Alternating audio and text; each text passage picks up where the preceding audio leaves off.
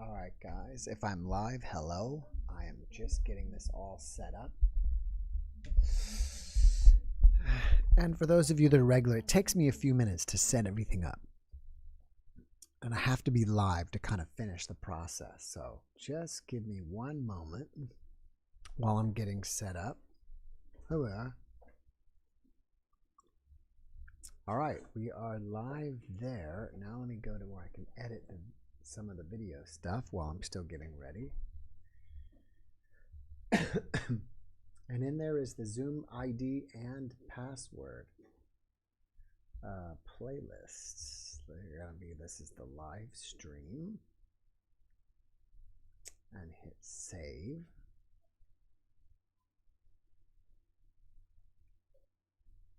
Turn this on and hit done, and that's saved.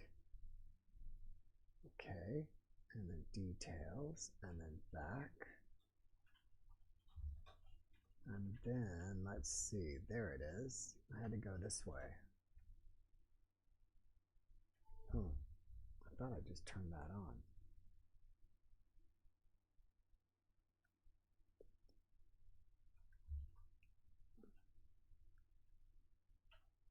All right, so let's try this. Let's go to my channel and hit live. And cool, there we are. So now I've got to place this a couple places, so please bear with me. And I first want to say hello to Dana, CZ, and Brenda Lee, and Tasty Bite. Tasty Bite, do you have a cooking channel? Welcome, Brenda Lee. Mona, all right, good morning from Australia. Anyways, give me one moment here. So let me post this here in my Facebook so people can find me in Facebook if they want to watch. Where is the Jeffmara Podcast?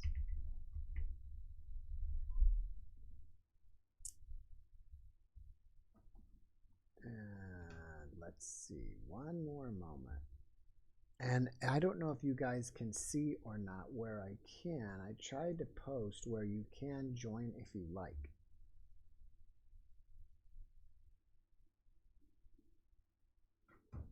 All right, cool. It's there. There we go. All right, so let's go back here. All right, so hello everybody. And wherever you are on the planet, thank you for joining me. If you are like in Australia, good morning. If you're somewhere else, maybe in Europe, good evening or good night. And good evening for those of you in the US. And hello, White Dove Houston. So you're in Houston, I'm in San Antonio, we're neighbors. And from NorCal. All right, all right. So this is an open lines. Excuse me. Got a little bit of cough, so please bear with me on that. It's open lines. So that means this is your chance to share your experience with the world. And for those of you who are new here or who don't know, I do this every Saturday. And the Saturday before Halloween, it's going to be, instead of the usual NDEs, OBEs, angels, whatever you saw, we're going to try to do it all ghost stories. So if you have ghost stories or something creepy, and as well, it is costume optional.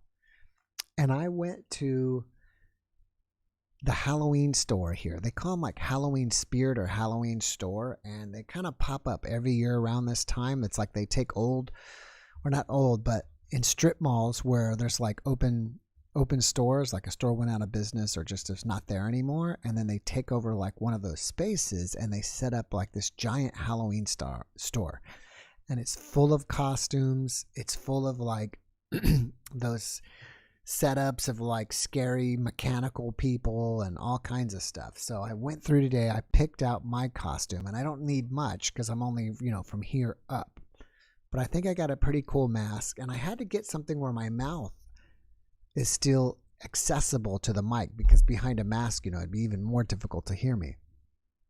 So I got that. I'm pretty much ready to go with my costume. So if you want to join us on that night, it is costume optional and you can join. So anyways, while we're waiting for somebody who may want to join, you're welcome to ask me questions here. And I'll just say hello to some more people. Well, if we get some questions here, if we get any guests, some of our old guests may pop in, and some of you may come in and become a guest. So here we go. Let's see who else is here. Sarah Wright, hello in Chile. Linda Secore, hello. Francis, hello. From Liverpool, cool, home of the Beatles. Boopster, Patty Label 7, welcome. June Zenner from Cleveland, welcome. Thank you, Brenda. Yes, I think it should be a pretty fun night. Do I believe in ghosts? I think it's possible. And if you have been through my podcast, you know, after an ND, well, I guess you could call it an NDE, but after you leave your body, you could wind up possibly here earthbound. You know what I mean? You're still here. And we got Tina, Dr. Scott. Cool. We got a doctor coming in. So you could be here. And I've heard before that sometimes the people who remain earthbound are people that they have someone that they love so much that they're trying to look after them or take care of them. Or they are somebody who is like maybe really confused, really out there. And I don't know if you guys have seen, I've had 2 videos with Father Nathan Castle. He is a Catholic priest, and spirits, or I guess you know, you could say souls that are on the earth that haven't crossed over found him. I'll tell you about that with the next, after this guest, or with the next break. Tina, are you there? Can you hear me, Tina? That you? Probably is. That's me. I hear you. I just don't see you yet. I'm going to ask you to turn on your camera. Yeah. Tanya, hello. Did I talk about the after party show? I have not. Hello. Well, you guys are in your car. This is going to be kind of interesting. Hey there. Where is it? Where are you at, Tina? Where are you driving?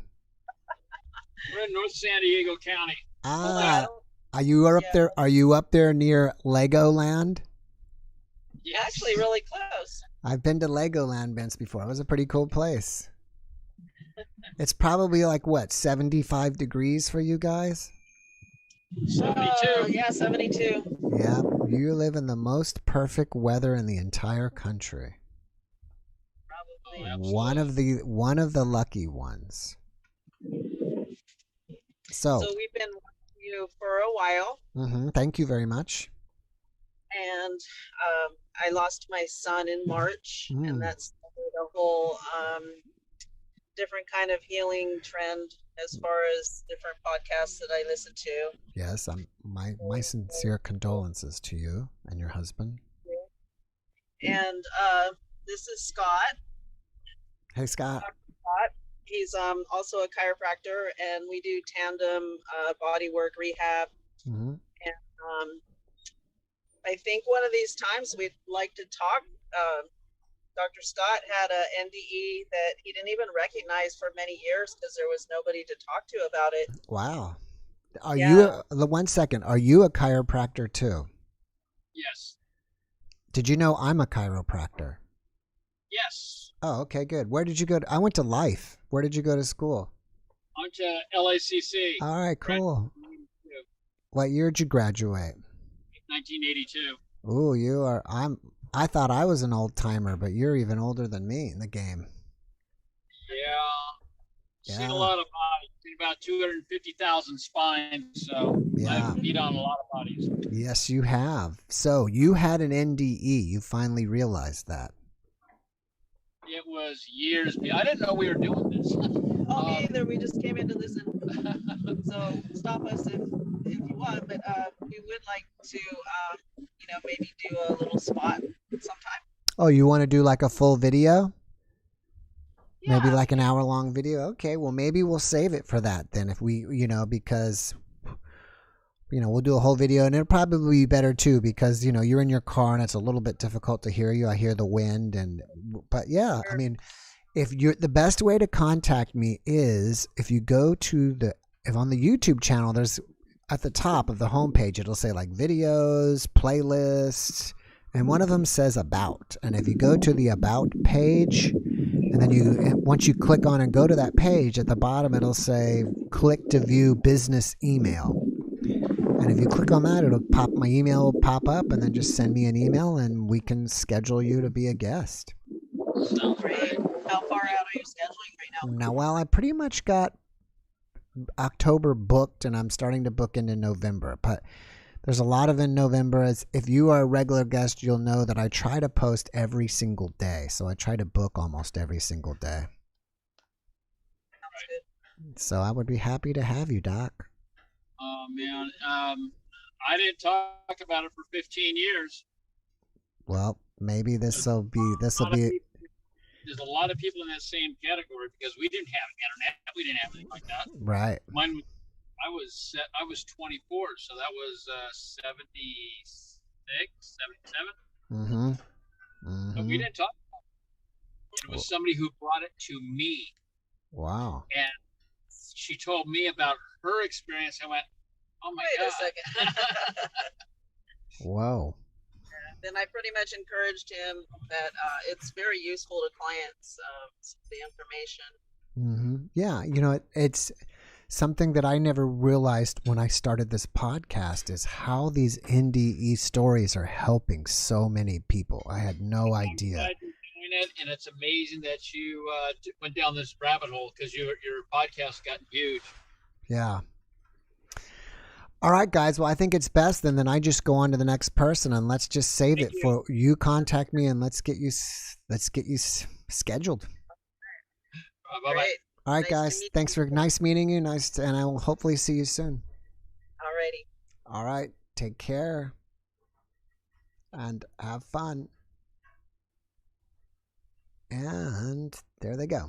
All right, cool. So there we go. We'll get to see Dr. Scott's NDE in November. Looks like. All right, the next person here is Gary S. Let's see what's up with Gary. So anyways, as I was saying before, Father Nathan Castle, I've done 2 with him. And it all started when dead spirits were finding him in his dreams. He's a Catholic priest and needed help, I guess, basically. And he has another friend of his, I think, who is also a priest and is a medium. And so they together started contacting these people and helping them find their spirit guide or angel or guardian angel, and started helping people cross over. And Father Nathan Castle he's a really cool guy, fun guy, and I think you guys will like the podcast. So and also what I thought was interesting, and I asked him, I said, what does the Catholic Church think about you doing this? Because, is that in or out of balance with Catholicism? And he seemed to say that they're okay with it. So that's pretty cool. All right. Where is Gary? While we're waiting on Gary, we'll start video later. I guess Gary's having trouble. So I'll pop over to the chat here. Let's see what other news is there. Oh yeah, so someone asked if I believe in ghosts. I believe that they're possible. One other thing that I did do is I have another podcast that I did with I can't remember her name.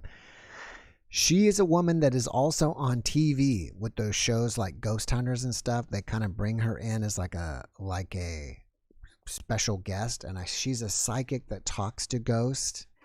And she's actually, when you see my video play, if you're a subscriber or not a subscriber, there's like a main video that plays, and it says welcome to the channel, blah, and it shows about 4 or 5 different guests, and that's her. And I don't know why I can't remember her, but she goes to a lot of places and helps, either clear out ghosts or communicate with ghosts and stuff like that. So that's my long answer to your question. So look over here. Angel number 811. They are so wonderful. They speak. Yes, they are, Kathy. Let's see. Prayers for Aleko. I didn't see that. Anita Black. My heart and light goes out to you. My condolences for you, Anita. No worse pain. I could understand that. I can feel my son on the other side. I could see that. All right, so I'm waiting for you. This is your time to shine. I'm the sky here, waiting for stars to appear in the sky. I'm just a facilitator, bringing you these guests. And I wish if I would have known there would have been a lag, I would have brought something to talk to you guys about. So while we're waiting on that, feel free to ask questions. This could maybe turn into a Q&A session. And I really don't talk about myself that much, if you guys notice that. Maybe it's better if I remain mysterious. And by the way, my dear wife is on the chat. If you see chatting from Jeffmara, it's not actually me, it's my wife, and she's sitting right over here next to me.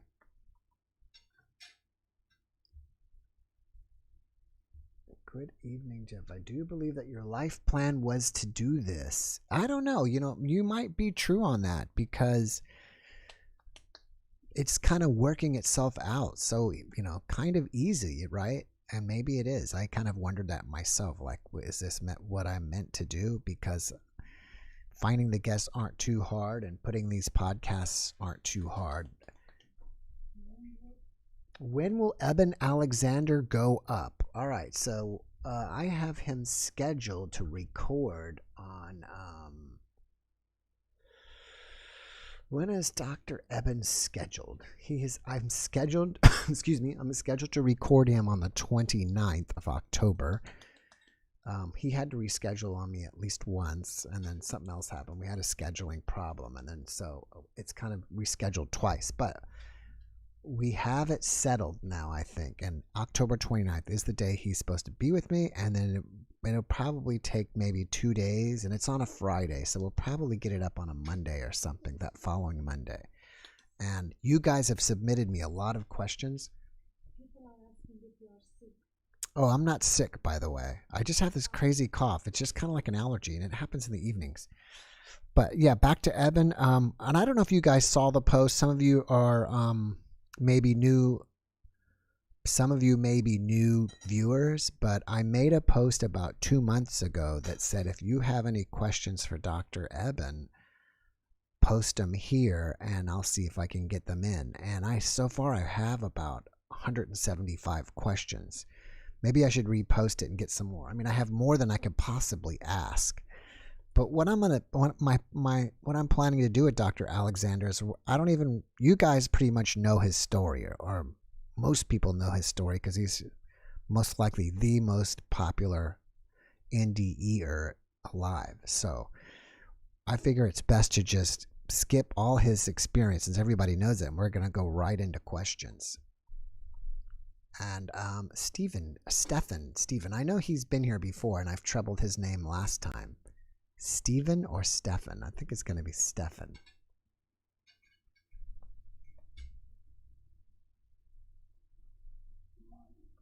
Manuka honey. Yeah, we've got some.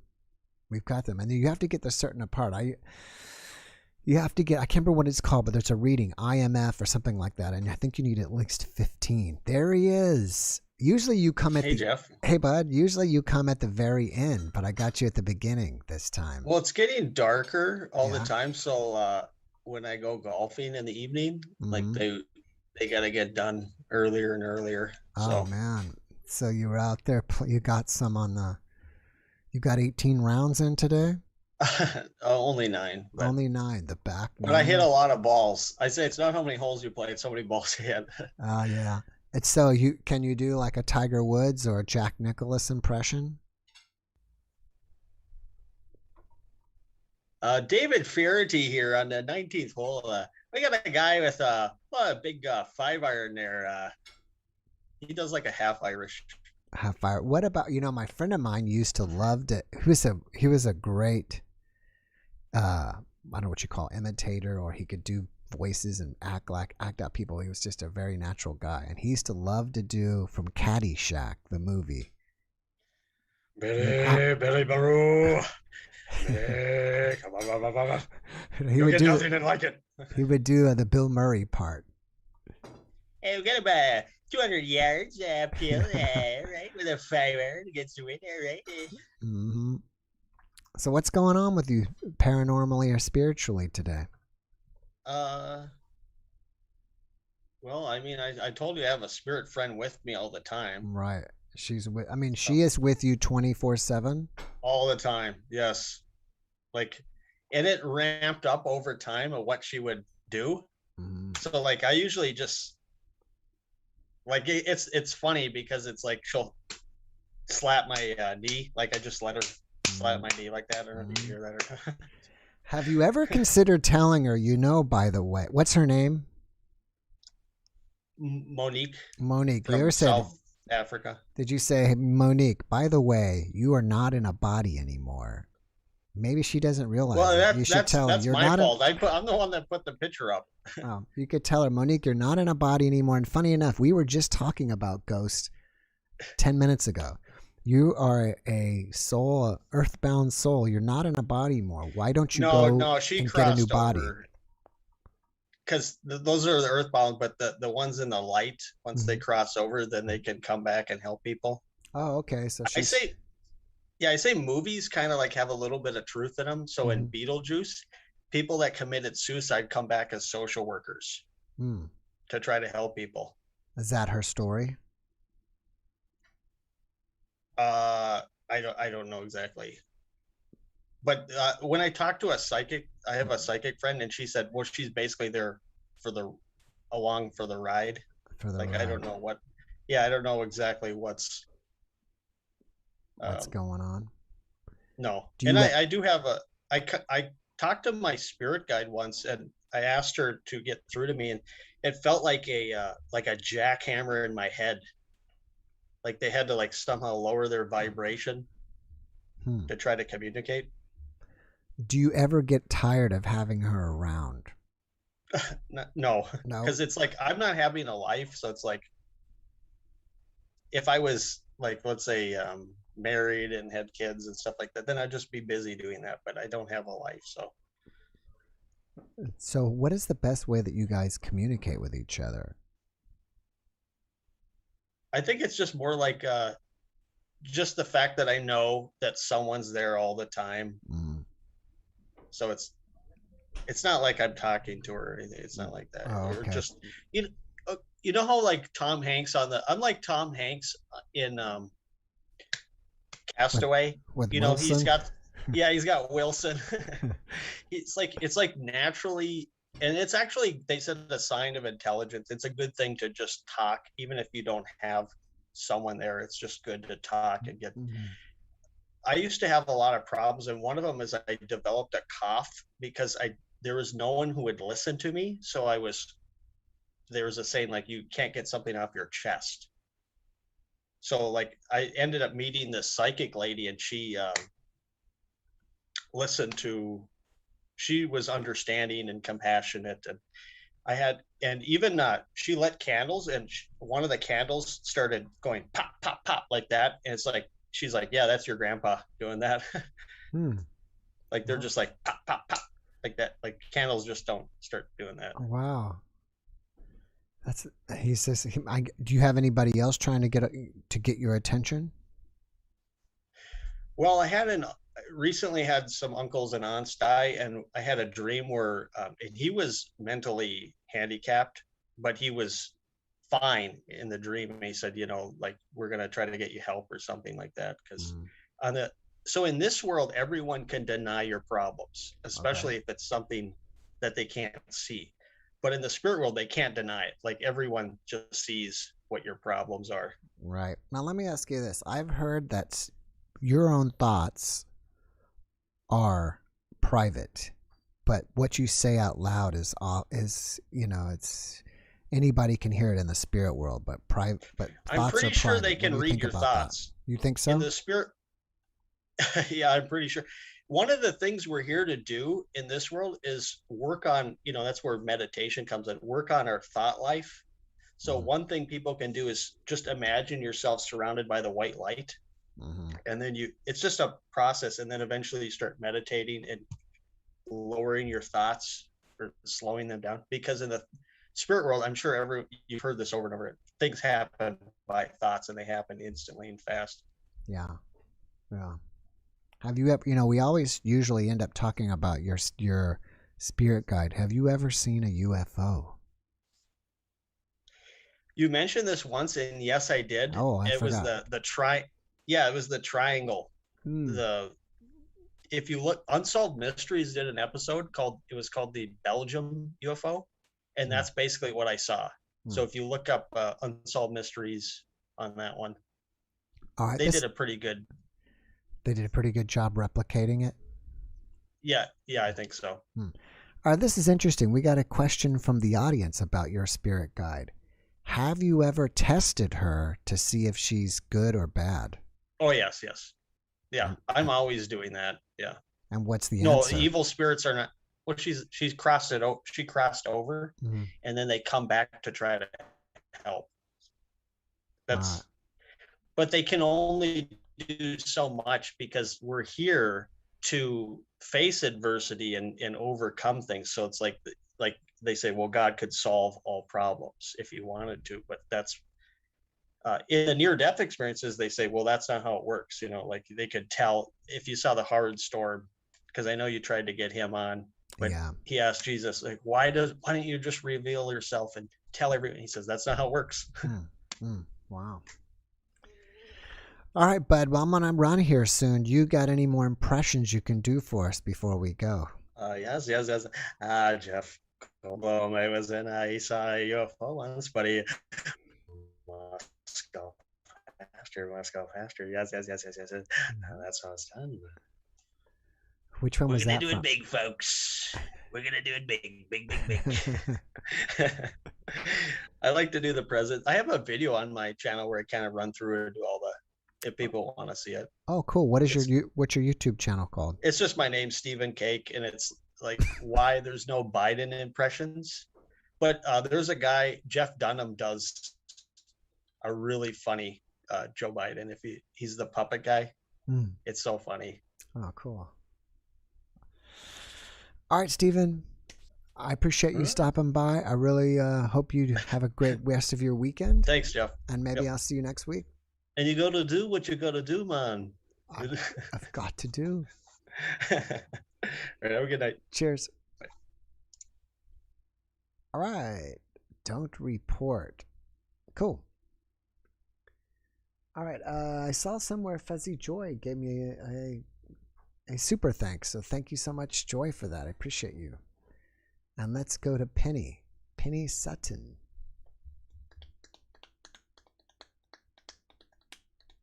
I am in Rome. Wow. Peter Brown's in Rome.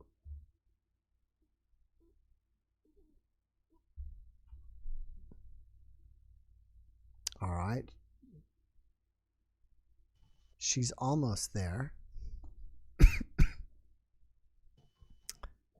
There she is.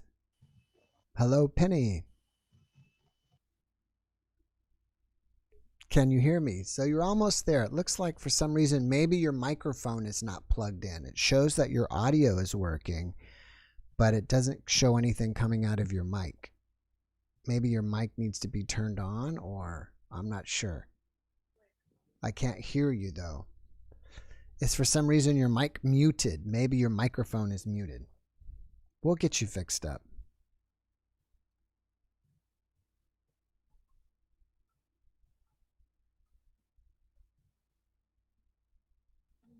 Up. Are you there? Oh, your mic was working for a second. Now you're back. You had it working. I saw it moving in the meter.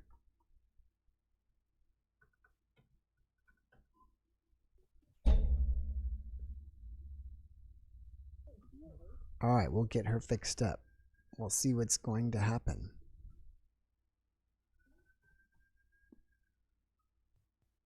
That was interesting. I could actually read her lips. I could see her say, "Can you hear me?" So we're almost there. We are 3/4 the way there.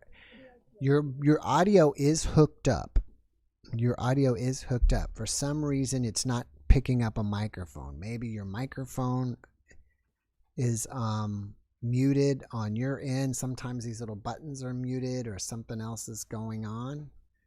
But we will get it back. And I'm curious, who is that picture of in her wall, on her wall there?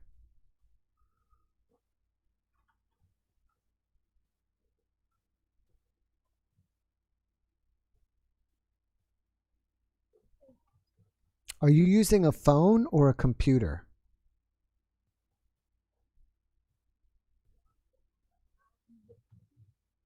Are you using a phone or a computer?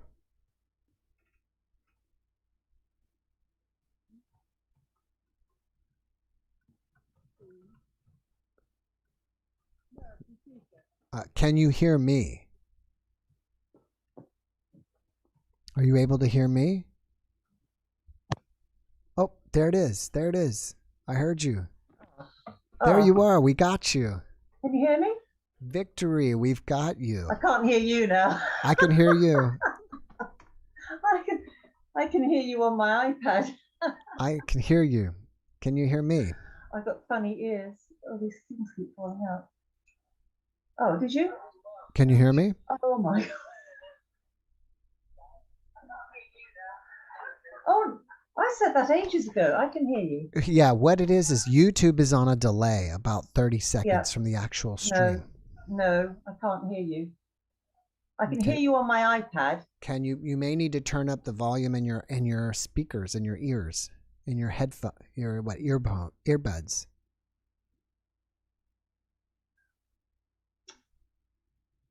Oh, I don't know what to do. Start video.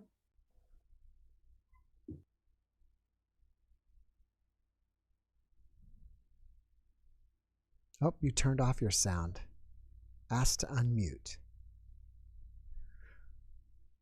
Okay.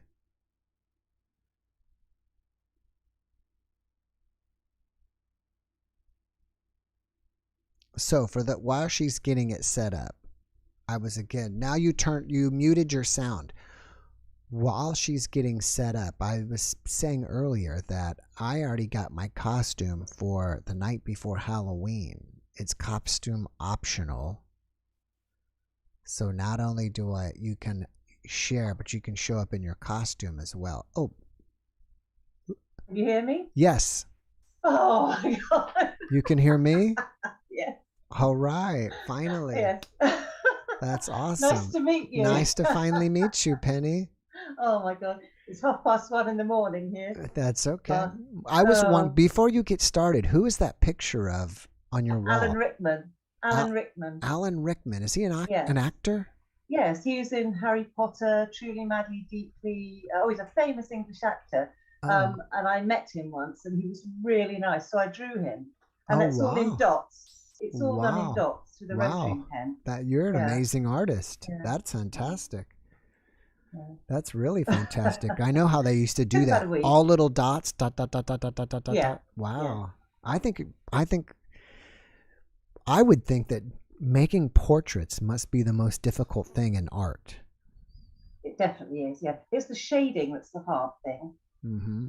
Drawing the outline and the base, but then because if you're using a rotary pen like that, you can't rub anything out afterwards. If you're doing it in pencil, you can rub or erase it, as you'd say, rub it out and erase it. But when you're using a pen and ink, you can't do that. So once you've laid the dots down, that's it. It's there forever. Yeah, and if you don't like it, you have to start again. Oh no. Anyway. So thanks for joining us. What can you share with us? I'm so nervous. Okay. Wow. I've written what I want to say down. Okay, so I'm going to read it out. So I'm being honest, everybody. I'm sorry to cut you off, but you do not seem nervous at all to me. You just seem like you should hear my heart racing. I had people over for dinner tonight. I couldn't even eat my dinner. I was just I was so nervous. So I wrote this down, and I'm just going to read it out. Is that all right? Yes, of course. Yeah, I've tried to write it as if I'm just talking it. Okay. Yeah. Okay. Let me just have a sip of tea. Mm-hmm. So some of your community know that I found your channel because I was going through the dying process. Can you hear me? Mm-hmm. With my lovely mum. I've got another little testimony about that, but maybe that could be for another time. Anyway, I came across your channel because I was looking for answers, and I found them by listening to your many different guests with their testimonies. So my mum passed away a few months ago, leaving me with a very traumatic image of her, unfortunately, on the last day. And that awful image is what I go to bed with every night. And I can't get it out of my head, and I end up crying as it upsets me so much, which is probably why I don't ever sleep. when she died, because we were so close, I'd given up work for 2 years to look after her, and I literally did everything for her in the last 6 months as she was so ill. I'm saying this because as we were so close, I really thought that she would show me an image of herself, like a spirit form, when she died. I honestly thought she'd come into my room that night and just appear and just say goodbye. But no, she didn't. So I've been grieving terribly for the last few months, praying that I'll get a sign from her, but nothing. Until you had a guest on your show a few weeks ago called Shawnice. Do you remember her? Shawnice. Yeah, with the sunflower earrings. And she had a heart condition. Yes. Yeah. Okay, so when your show comes on, Jeff, it's the middle of the night here. I like to watch it when it first uploads. So it's about 2:30, 3 a.m. over here. So I'm tucked up in bed with my cup of tea and my iPad. Anyway, when Shawnice started talking, something weird happened. A voice seemed to be coming from the desk where my laptop was. Now, my desk is a few feet away from my bed, and the actual laptop is broken and has no sound on it. But I dropped it a few months ago, and also the top bit wouldn't stay up, so I had to prop it up with a box behind it, and it was such a pain. So I sent it to the computer shop to be repaired, thinking, phew, because they said they could fix it. Well, it wasn't a laptop when it came back. It was like this. Can you see this? So imagine that's your laptop. Right.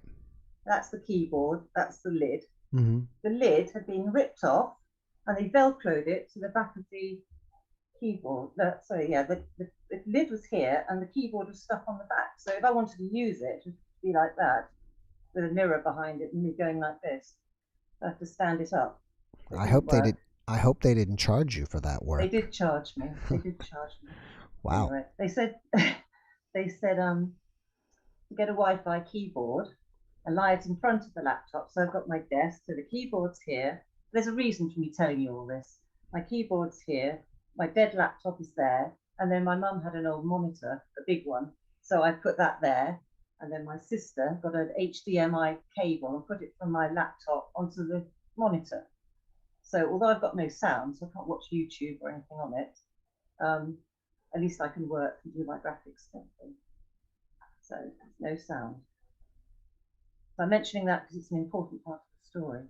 So a few feet away from my desk, I have some built-in wardrobes and sliding doors. And then by my bed, I have a kettle on a little table. I like to drink my tea. So anyway, when I heard this voice, I got up and I walked to my desk, and it just stopped. And my laptop was off, as I turn everything off at night. So I looked out of my window to see if there was anyone there, but it was so late, being that time of the morning, and there was no one there. Oh, very confused. I thought I must be hearing things. So I got back into bed, and I carried on listening to Shawnice's testimony. About 15 minutes later, the screen on my laptop had grey horizontal lines, and it was flickering. And out of it, a voice came, and it was a woman's voice, and it said, when a parent dies and they leave children behind, they try and do everything they can to come back as soon as possible and let their children know they're okay. And I literally sat there and just believed. My heart started racing. I thought, I can't believe it. And I got up and walked over to the laptop, which still had the lines on it, but the voice had stopped. And I looked around the room, but there was nothing there. And then a sound against my wardrobe caught my attention. And the only way I could describe it is like a piece of tissue paper. That's something really thin and wispy, just going against the wardrobe doors.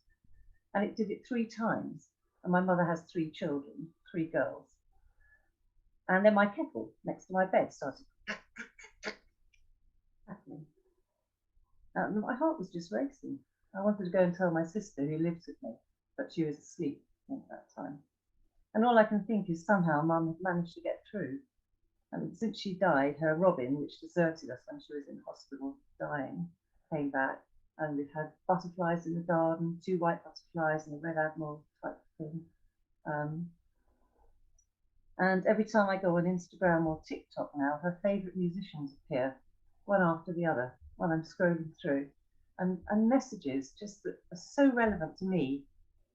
And I just feel like that's how she's come through. She's come through with that message. I don't understand how it could work because the computer was off, because I turn it off every night before I go to bed. So I don't know how it happened, but I think it was Shearer that said, have an attitude of gratitude.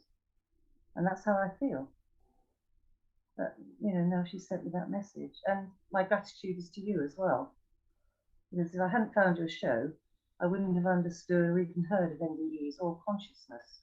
I'd never heard that word before, or known about love and light and energy that we become after we've died. Well, not died, passed over. And it's given me peace. And that's it. I'm sorry I had to read it out, but that's can't you okay. tell my voice is shaking? I couldn't tell, honestly. I would have no idea, but it sounds like to me she was in the room with you. That sounds, and I know. I don't know if you've heard the podcast I had with, I just have so many, I can't remember everybody's name. I've heard them all, Jeff. Okay, well, the one, and if you're ever listening, please forgive me, but she used to be, her boyfriend used to be the guitar player from Jefferson Starship. Do you remember that one? Yes, I do remember that one. And after he had passed away, on her radio, and I think she had satellite radio too, they would normally not play Jefferson Starship songs. And they were playing the songs and things like that with like electronic things. She felt like it was sending a message. Yes. So it's very possible to me that your mom somehow could have manipulated your laptop to send you a message. And then you hear things like that. And then there was another one. I think the common signs of angels that I heard are feathers and butterflies. We had a feather as well, one feather. It was in the bird bath outside. But yes, we get butterflies every day, white ones. Have you red ones. What about money? Have you been seeing coins laying around? No, I keep looking for money. That's just my luck. You wouldn't get the money, but you get the feathers. But all right, I do look. I have a friend in America, my best friend, and her husband died. He had cancer and he died. And ever since he died, she finds penny, or what do you call them? Yeah, you call them pennies. No, cents. Cents, yeah. She finds cents everywhere. Everywhere she goes, she finds cents, and she knows that from him. It's interesting to think about that. As you're British, your name is Penny, and we use our little coins are called pennies. What is that? What is the origin of the name Penny for a woman? Well, actually, do you know it's Penelope. That? Well, Penelope. My name's Penelope, really, and in Greek it means weaver. So, weaver. Weaver, yes. You know those people who weave materials and things. Oh, okay, cool. I don't know. I should have put that together, that Penny is short for Penelope. Yeah, and I don't like people calling me Penelope. If anyone did that when I was at school, I wouldn't ask them. Uh-oh. Yeah, So, what has been your favorite podcast of mine so far? Shanice's or any other one? I like Shanice. Of course, I like Dr. Graham O'Connor. Dr. Graham, yes. Guy. I just like so many for different reasons. I loved Jose Hernandez, the artist. Right. And loads. There's too many. I like them all for different reasons because they all bring something different. Right. A lot of them, they're quite similar, but they all have something different. I believe this was said by one of the most famous chiropractors ever, Dr. B.J. Palmer, and he said, "You never know what you may do or say today, how it may affect millions of lives tomorrow." It's not an exact quote because I don't remember it, but I think what's been amazing about this podcast is I'm just a connector for people and connecting people. Right? Because I don't really play a big role in this because there's nothing of me to say as far as a story about me. I've just been connecting people. And for example, what was fascinating for me is somebody messaged me off Facebook or whatever and said, "Hey, they were interviewing Dr. Graham on somebody else's podcast and they were speaking about my conversation with Dr. Graham." And so Dr. Graham now, from what I've heard from that podcast, some other doctor has connected with him, and now they're going to do like NDE research together. Oh wow, that's fantastic! From hearing, that's as I was saying, from you. From being there, he connected with somebody else. So I thought that's pretty amazing, right? That is, yes, that is. Yeah. See, you're spreading the word, Jeff. We're just here. So, did you like seeing? Now, I went last night in the direction of an alternative healer. It didn't get a lot of traffic. I don't really know if a lot of people liked it or not. Did you like that type of video? I liked it. You yes, liked it? I like alternative healing videos. Yes, I've been doing this today. Oh, the tapping. The tapping, yes. And a lot of people have asked me to get a shaman on. And I spoke with someone yesterday that's supposed to connect me with a medicine woman shaman from Arizona. And we were talking about real, I guess, quote unquote, real shamans. It's like you are, it's not something that, it's like a lifestyle. You're, I guess, part of a tribe. It's a big deal, and it's not like you just kind of named a shaman. It's like a real, it's difference between people, I guess, who call themselves shamans. I don't really know the world about that, so I don't know. But I think it will be really interesting if we get her on, this medicine woman, and we start talking about all her plant medicines and shamanism and all that. I hope the people will like it. Oh, I'm sure they will. I mean, I looked at the comments yesterday, and there was a lot of positive comments about this alternative healing stuff. And I don't know if you know, but most modern medicines, they stem from plants anyway. They've all got a piece of plant in them, and they can't sell them like that. They can't make any money off plants. So that's why they add all the chemicals and stuff. Right. So that they can produce them and sell them as branded names. So I think anything alternative is really interesting to me. Yeah. Do you watch the hellish experiences, the hellish NDEs? I watch them all, yeah. Do they disturb you at all? A little bit, yeah. But I still like to know about them. I wonder why we have them. I mean, some people say that there is no hell. There's only the heaven. So yeah, they do disturb me a bit. But I think that if that happens to you, just say, Jesus help me. And that seems to work. Everybody seems to go towards the light once they mention Jesus' name. Right. So I think that's what I would do if I was taken to hell, and I might be, you never know. Right. Yeah. I found it fascinating that somebody put a comment on the one that I had the other day that I think it was Angelique's. It was an Angelique's podcast or another one. No, it was the one right after Angelique. It was gosh, I can't remember her name. Maybe Cheryl Gottschall. She felt like she was being she said a gravitational pull pulled her out of her body. And then she was saying that this vortex was trying to pull her in. And she was out of her body. And she said she was like holding onto the couch from getting sucked into the vortex. Yeah. But she said as soon as she saw some kind of ticker thing with her daughter's name on it, everything disappeared. And someone in the comments said, once you just the realization of your family or the love of your family, and basically it comes down to love, it closes that all up. Yeah, it's always love. And it's also, it seems that with most NDEs that I see, that a lot, well, not most, but a lot of them who, once they remember their life or their family, that somehow reconnects them with this 3D world and they go back. Yep. You should really listen to Ian McCormack. You should listen to Ian McCormack, the Jellyfish Man testimony. It's a really exciting testimony. And when he gets up to heaven and he's standing in front of Jesus, and he wants to stay there because Jesus moves aside and he can see heaven and he wants to stay there. But then Jesus says, turn round, and he sees the face of his mother. His mother was a Christian. She'd been praying for him all the time. I won't tell you everything that's happened because, it'd be nice if you saw it. But so he's up in heaven and he prayed in the ambulance, and his mother was a Christian and didn't know he was. He was a lout. He used to go around surfing, doing drugs and all this sort of stuff, and got stung by all these box jellyfish and died paralyzed. But he prayed in the ambulance to God. God came to him in the ambulance. And he said, if you don't go back, turn round. If you don't go back, these people will never know you. And he turned round and he saw his mother's face. And he said, yes, I must go back. And he also saw thousands of people. And God said, if you don't go back, none of these people will know me. So he went back. And when he went back,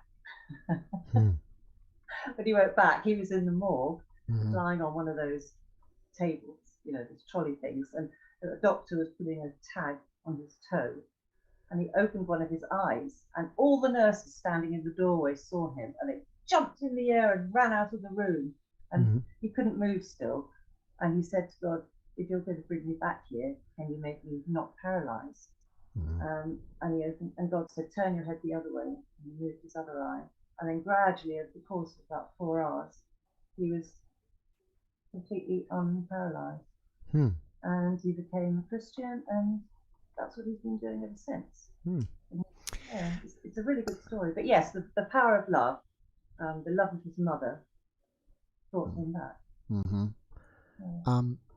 I'm just to let everybody know that I'm hanging out with Penny because I have no one else in line. Usually I put a time limit on. I'm a stopgap.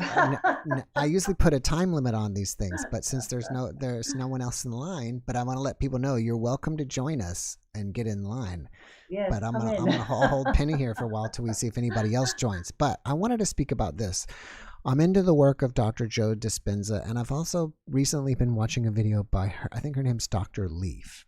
And Dr. Dispenza talks about that your thoughts send out electric charges, and then I don't know if I'm saying it correctly, and your heart is creates a magnetic field.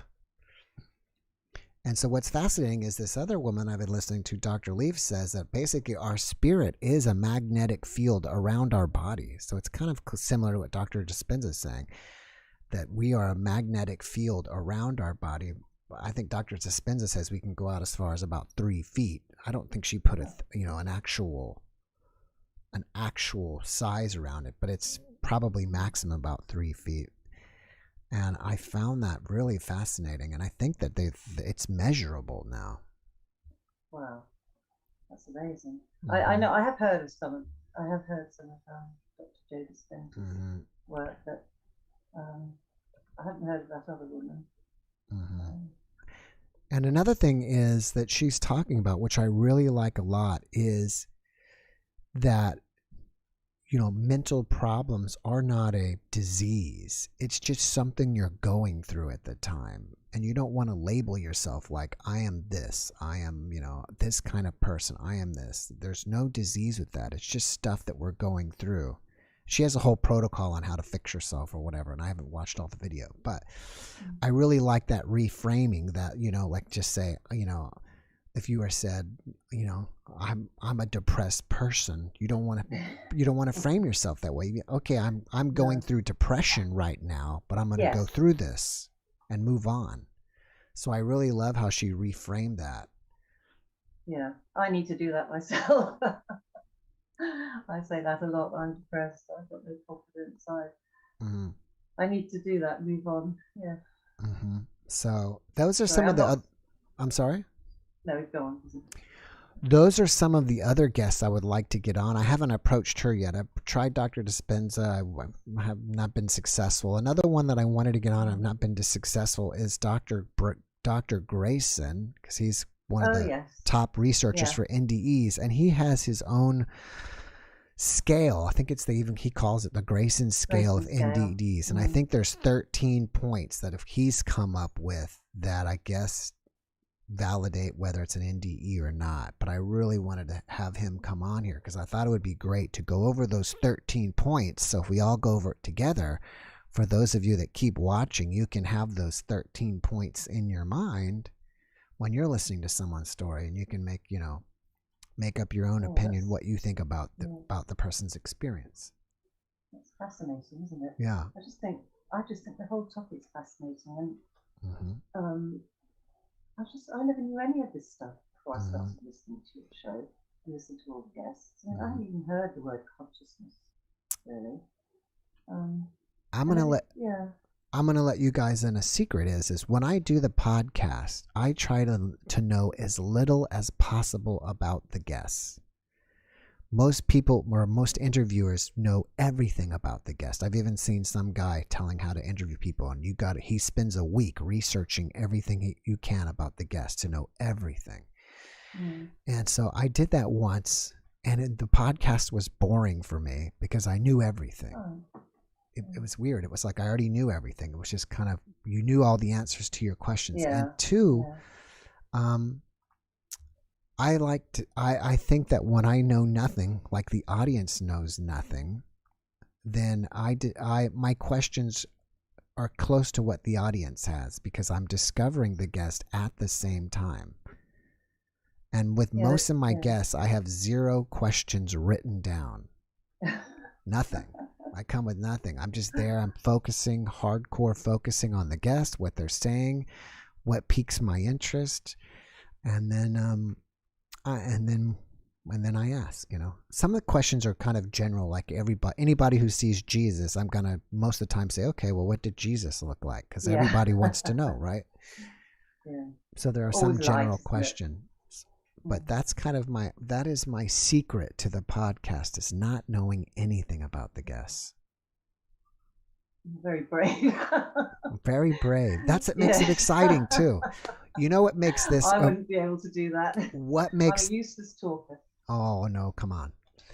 What makes this live stream exciting is not knowing who's going to show up. I love it when I have no idea who the person is, and meeting new people, because I like meeting new people too.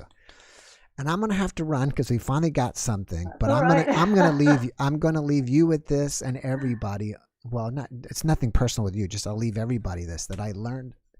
One thing that I learned, a book that I read when I was a teenager. It's a very famous book. It's How to Win Friends and Influence People. With Dale, I think it's Dale Carnegie. Dale right? Carnegie. Yeah. And I applied it to my whole life, which is it's better to be interested in people than trying to be interesting to them. Oh, that's good. Yeah. So all the audience, you guys can think of it out there. Oh, that's good. So Penny, thank you so much for hanging out with me this evening. I appreciate it. Appreciate you watching and all you've done for me. And no, there's no putting up with you. You were great. Thanks very much. All Have right. a good rest of the evening. All right, I'll you be too. watching. All right, take care. What do I do now? Anything? Nothing. I'll just delete me. I'll delete you. Bye. Just like that. All right, Janet Windward. I'm pretty sure it's Jeannette. I'm pretty sure I've had Jeannette in before. And we'll see what's up with Jeannette. Done for me? And no, there's no putting up with you. Thanks very much. Hi. Hello. We're halfway there. I just don't see you yet. I just hear you. Bye-bye. Just like that. All right, Janet. Can you see There me? There you are. Hi, Jeff. Hello. Good to see you today. It looks like a nice sunny day out there. Maybe a little. Is it sunny or hazy? Hard to tell from my end. Sunny. Few little puffy clouds. It's Jay clouds. from New Zealand again. Yes. What's going? How's everything in New Zealand? A bit crazy. Crazy? We've gone into level 3 lockdown up in the north. Uh-oh. So it was only contained to Auckland, but now we've had a few little stragglers that have escaped. Mm-hmm. Do one thing for me. Go ahead and turn down the volume on the YouTube. Yep. Because I hear you. There you go. So we don't hear the echo. So do you since you're in New Zealand, is it cheap for you to get Manuka honey over there? Because it's crazy expensive here. Well, it is expensive for the really, really good stuff. Right. But you can get kind of blended ones cheaper. But you don't want to do that. Yeah. Because they don't have the power. I mean, I buy them and I keep it around, and I get like a little bottle from here. What I get, and they actually rate them, and I don't know why I can't remember it's like IMF or something, but you need UHF or UMF or something like that. You need. I can't remember what it is. It's the strength of it, isn't it? Right, and from what I understand, you need at least a 15, and I buy a 20, and a little bottle is like $60, but we only use it for like when we're sick and stuff. That's it. Yeah, so over here there's also a Maori medicine called kumaraho. It's a plant. It grows all over the sides of banks. Mm-hmm. And that's great for the chest. You make a tea, and I mix the Manuka honey and that together. But I haven't got anything in particular, but like you were talking about healing and that before. Mm-hmm. And I'm sort of aware of Joe Dispenza and Greg Braden. Mm-hmm. And I've heard of that Dr. Leaf. Mm-hmm. Because quite a few years ago I was diagnosed with fibromyalgia. Yes. And I got to a point where I was like bedridden for 4 out of 4 days out of a week sort of thing. Right. And I went on this kind of a journey to wellness, because I had this feeling something big was coming and I had to get better, Right. And so I started on this journey, and I started learning about the amygdala and your vagus nerve. And those were the two things that from there, because I thought, well, if I've got myself, on a spiritual level, myself this ill for whatever reason, whether it's emotional, physical, I've had a few things in my life, but the key things that I found that worked well for that was the energy medicine from Donna Eden, that works with your meridians and doing, instead of actually doing acupuncture, you're using the energy from your own hands to make the meridians flow in the correct direction, if you could put it that way. And the vagus nerve little techniques you can do. And I have not been bedridden like that for a couple of years now, just from daily doing those practices sort of things.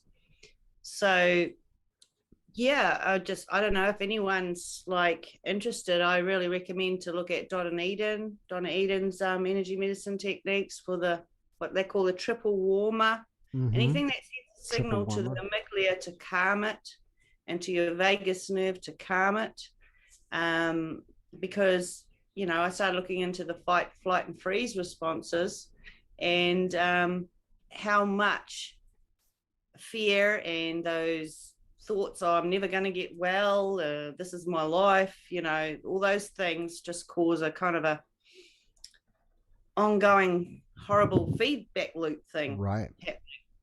But I found that those things really help break those cycles. But the first thing I found was being aware of the thoughts that you had. Right. What were the thoughts that you were having that you think caused the fibromyalgia? That caused it. I think it was quite a few things, because I had a bit of a medical misadventure, because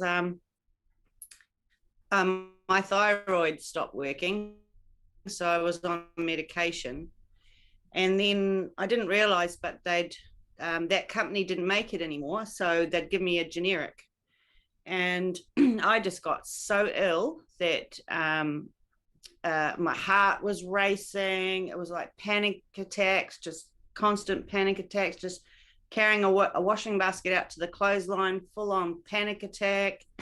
Something's going on. So I started looking at maybe I'd gone from hypo to hyper on too much medication. So just as an experiment, I stopped taking it for 2 or 3 days and instantly felt better. So, go to the doctor, say something's wrong with my, he's like, no, we've done a test. You actually need to increase. I'm going, well, I'm not going to do that. Why can't I try a different one? And he didn't even realize, this is where I realized doctors don't know everything. This particular doctor didn't even know there were other brands he could access. So I put myself on another one. And then we found out that the company that was making it, thousands of Kiwis were getting seriously ill. There was something in the bulking agent that was poisoning people. Wow. And people's hair was falling out and all this. So that's where it kind of started. So my system had kind of gone into this oversensitive thing. And so you were taking thyroid medication. Maybe you had a slow thyroid and you were hypothyroid, so you were bumping up your thyroid to get you up. No, I didn't bump it up at all. It was something they'd put in the bulking agent of the medication that was poisonous. Yeah. So, and then the government stepped in and actually took that off the market and brought in another one, to people to have access to.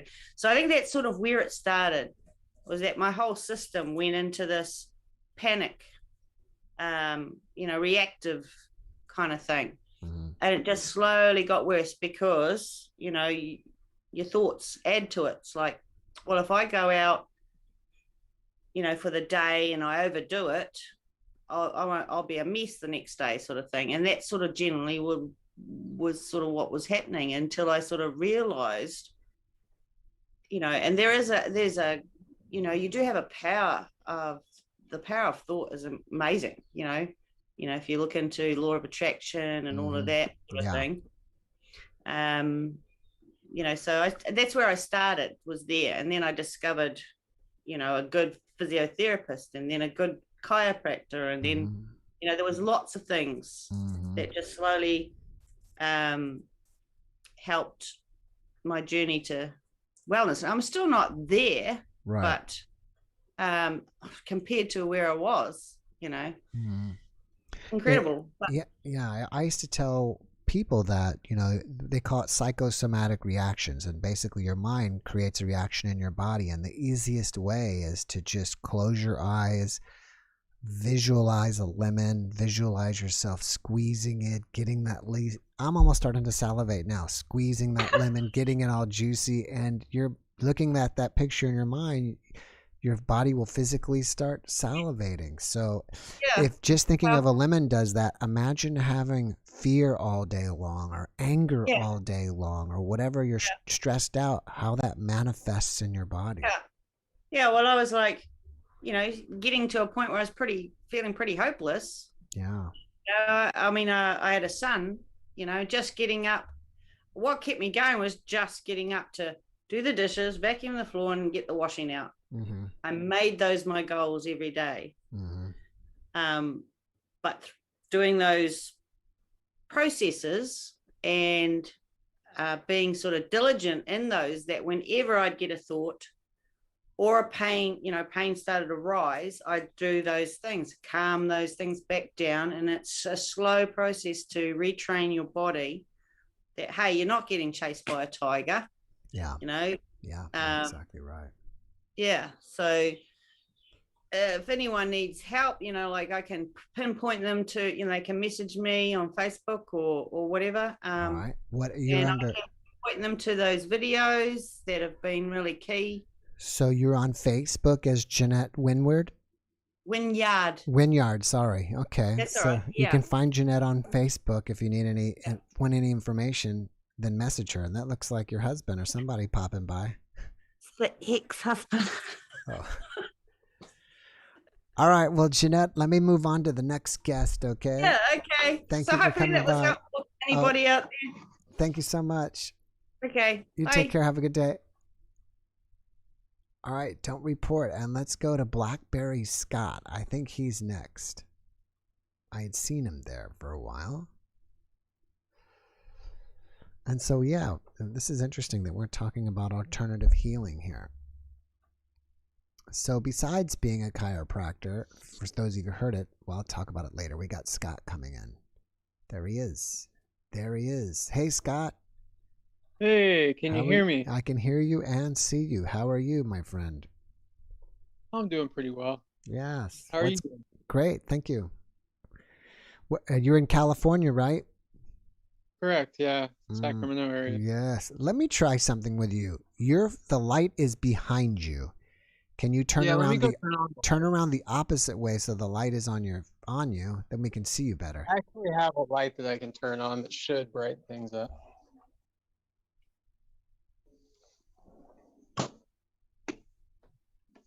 You're just north of Sacramento, right?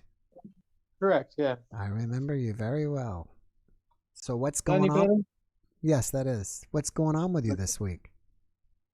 Oh, not too much. I thought I might chime on in and share another dream or an experience. Great.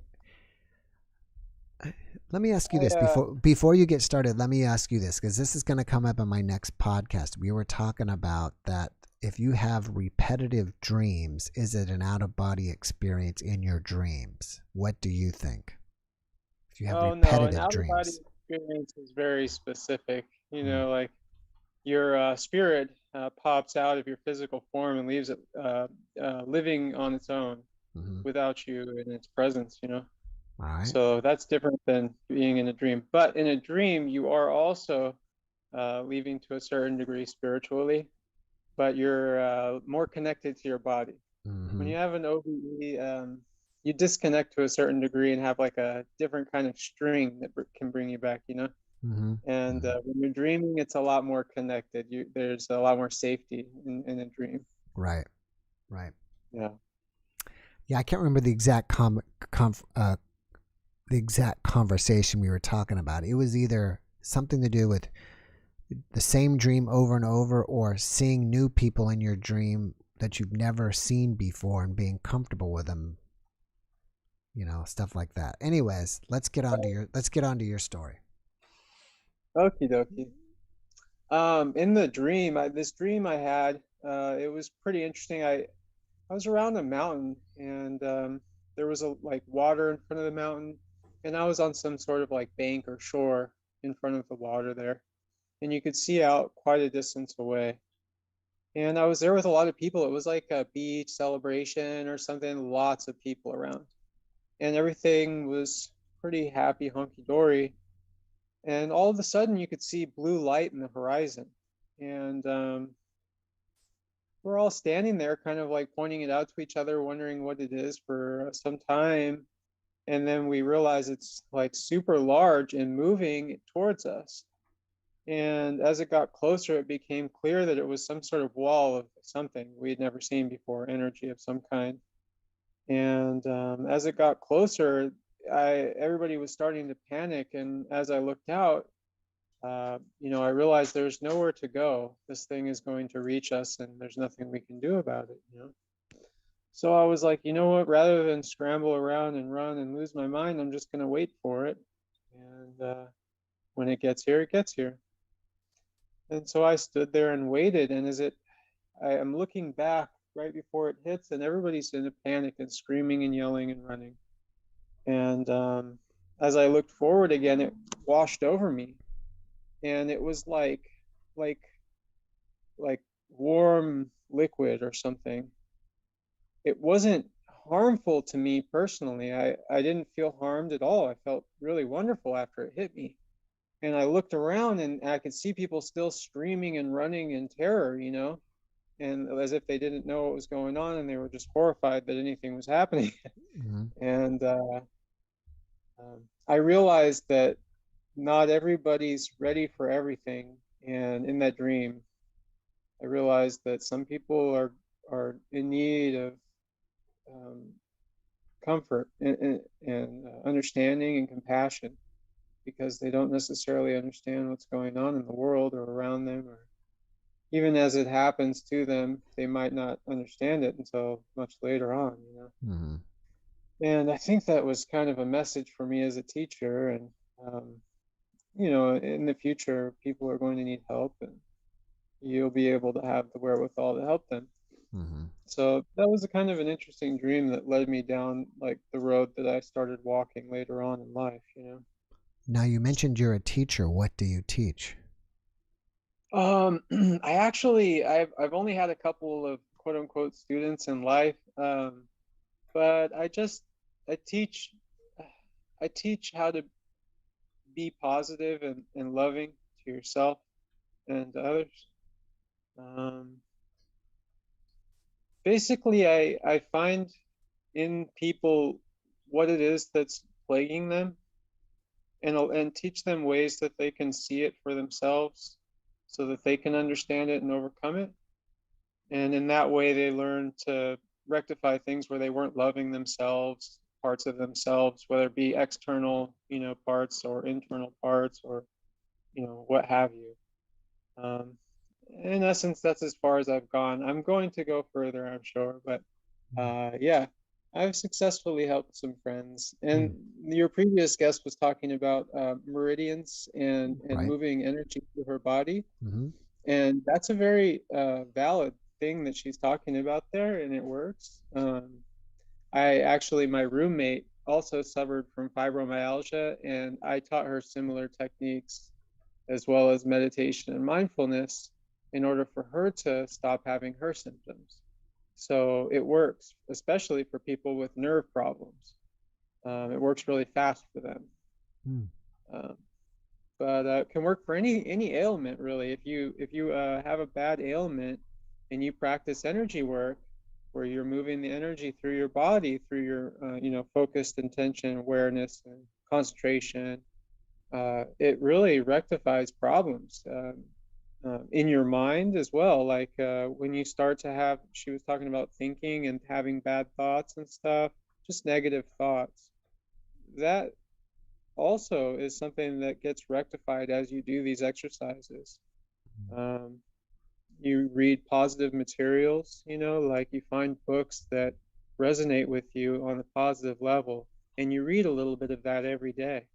And so your mind is constantly being reinforced with these positive ideas, instead of having whatever last argument or whatever it was. You keep these things in your mind, and you come back to these things, Yeah. So, yeah.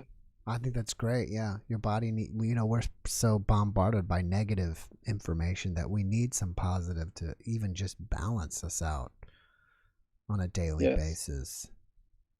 Yes.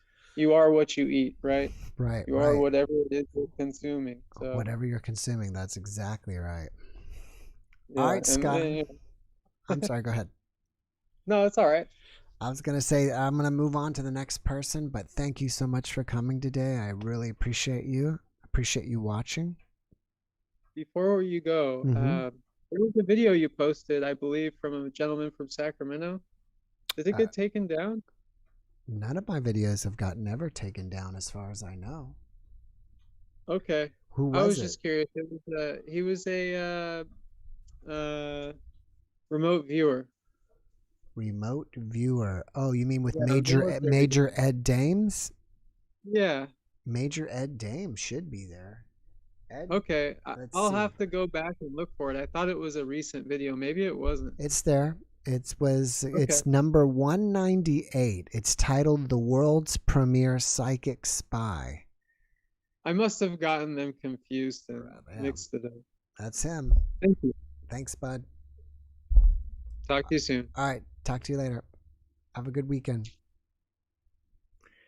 Yes, that was Major Ed Dames. He used to be, he was a U.S. Army, retired, I guess, major. I thought he got higher than that, but maybe not. But Major Ed Dames is probably the most famous remote viewer on the planet. And the U.S. government was involved in remote viewing. And I think he was the leader of the U.S. government's or the U.S. Army's program there. And I was supposed to get Major Ed Dames back on. And I think he contacted me, and I don't know what happened. Oops. Sorry about that. Oliver. Hey, Oliver. Hello? Whether I have the... I got you. I hear you. Do you hear me? You hear me? Yes, okay, sir. Good. How are you today, Oliver? And where are you from? I'm from Austria. Wow. It's 3:19 a.m. Well, thank you so much for staying up with me this late. I appreciate that. Actually, I woke up. I went to bed too early. Are you in Vienna? Yes, I'm in Vienna, yeah. Wow. I would love to visit that city. That's such a historical city. If you come by, give me a call or send me a message and I will give you a tour. You can take me to all the places Mozart lived. Yeah, that would be other places in Austria also, not just Vienna, but yeah. Oh, cool. Because he was actually from Salzburg, which is another town. I mean, he did trips to Vienna because he was seeing the emperor or the empress. But yeah, he was from Salzburg, which is a town in the west of Austria. Oh, see, I didn't know that. I figured that when he was there, I guess, composing for the emperor, composing his operas, that he was living in Vienna, but maybe not then. He was also staying in Vienna for some time. Yeah, that's true. And of course, Vienna was different then. It was smaller. So he was actually living in a suburb because the city itself was very small at that time. And I'm actually, I think, 10 minutes walking distance from where he used to live. That's amazing. That's awesome. So what's going on with you in Austria right now? Anything paranormal, spiritual? What's going on? Our chancellor resigned. Okay. Today, yeah. He likes to do that on a Saturday because he likes to have the news on the Sunday newspapers. That's actually like third time or second time he resigned now. I guess he's not here. His name isn't. Everything's too quiet. He's got to resign to get some publicity. Oh no, that's not it. There was a anti-corruption sting. It's the first time in the history of Austria that the office of the chancellor of the prime minister was raided by the anti-corruption police. Wow. So yeah, we had a very lively week. Wow. So have you ever had a paranormal experience? I had several. I will start with the one I think that fits into your program the best. All right. So I've had a near-death experience, but I had a very different one, an unusual one. So I was 14 years old, and I was in a summer camp, and then the alarm clock was ringing at 4:30 in the morning.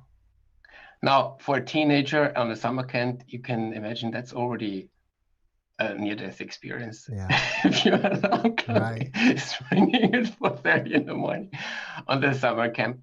But that was not it. The fact that the alarm clock woke me up enabled me to remember something which I otherwise probably would have forgotten, which was that I was actually called to a scene which felt completely different. It was not like a normal dream. It was like everything was completely compressed. The information there was no time. Everything was compressed into zero time, so to speak. And I was called to a scene where I usually see things in a very geometric pattern. So I knew it was a hill, but it didn't look like a hill. It was all geometric patterns. And I saw my grandfather and his dog, who were both dead at the time. Let me stop you there. Let's go back for a second. What caused you to get out of your body in the first place? I didn't get out of my body. I mean, I was out of my body, yes, but I don't know what caused it. I knew that that there was an entity there which called me. There was a female entity which was hiding her face. She had like a robe, like a nun, with a hoodie. I couldn't see the face. I knew it was a female entity, and I knew she was sort of directing this scenery. But I didn't see, she was hiding her identity from me. Okay. So this female entity was there. And then I saw my grandfather and his dog, which were both dead at that time. They were not dying that night, but they were dead for some time already. And I saw them and I said, hello, how are you doing on the other side? I was completely not surprised, even though I was 14 years old. How are you doing there? And they didn't say anything. They were just waiting. And then one flash later, it was all flashes. It didn't have normal time sequence. One flash later, my grandmother showed up. And then something weird happened. I said something to her, but the message was going through me.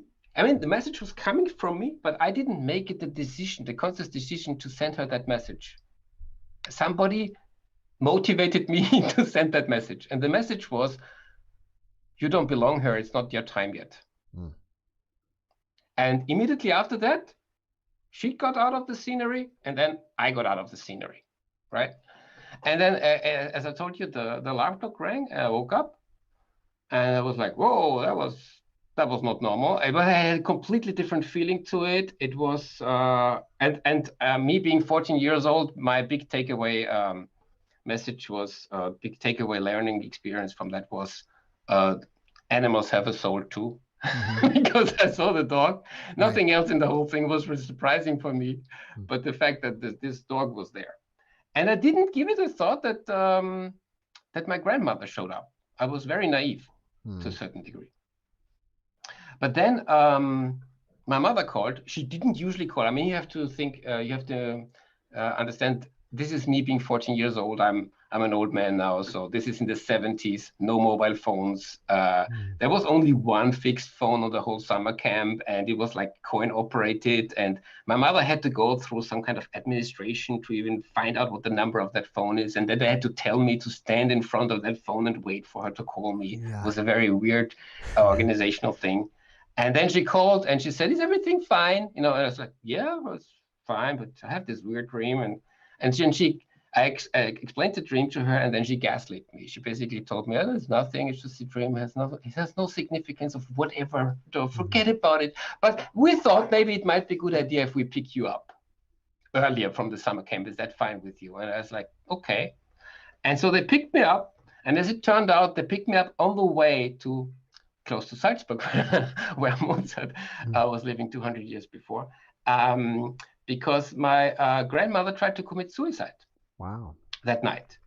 And she was living alone on a house on a hill, and nobody knows who called the ambulance,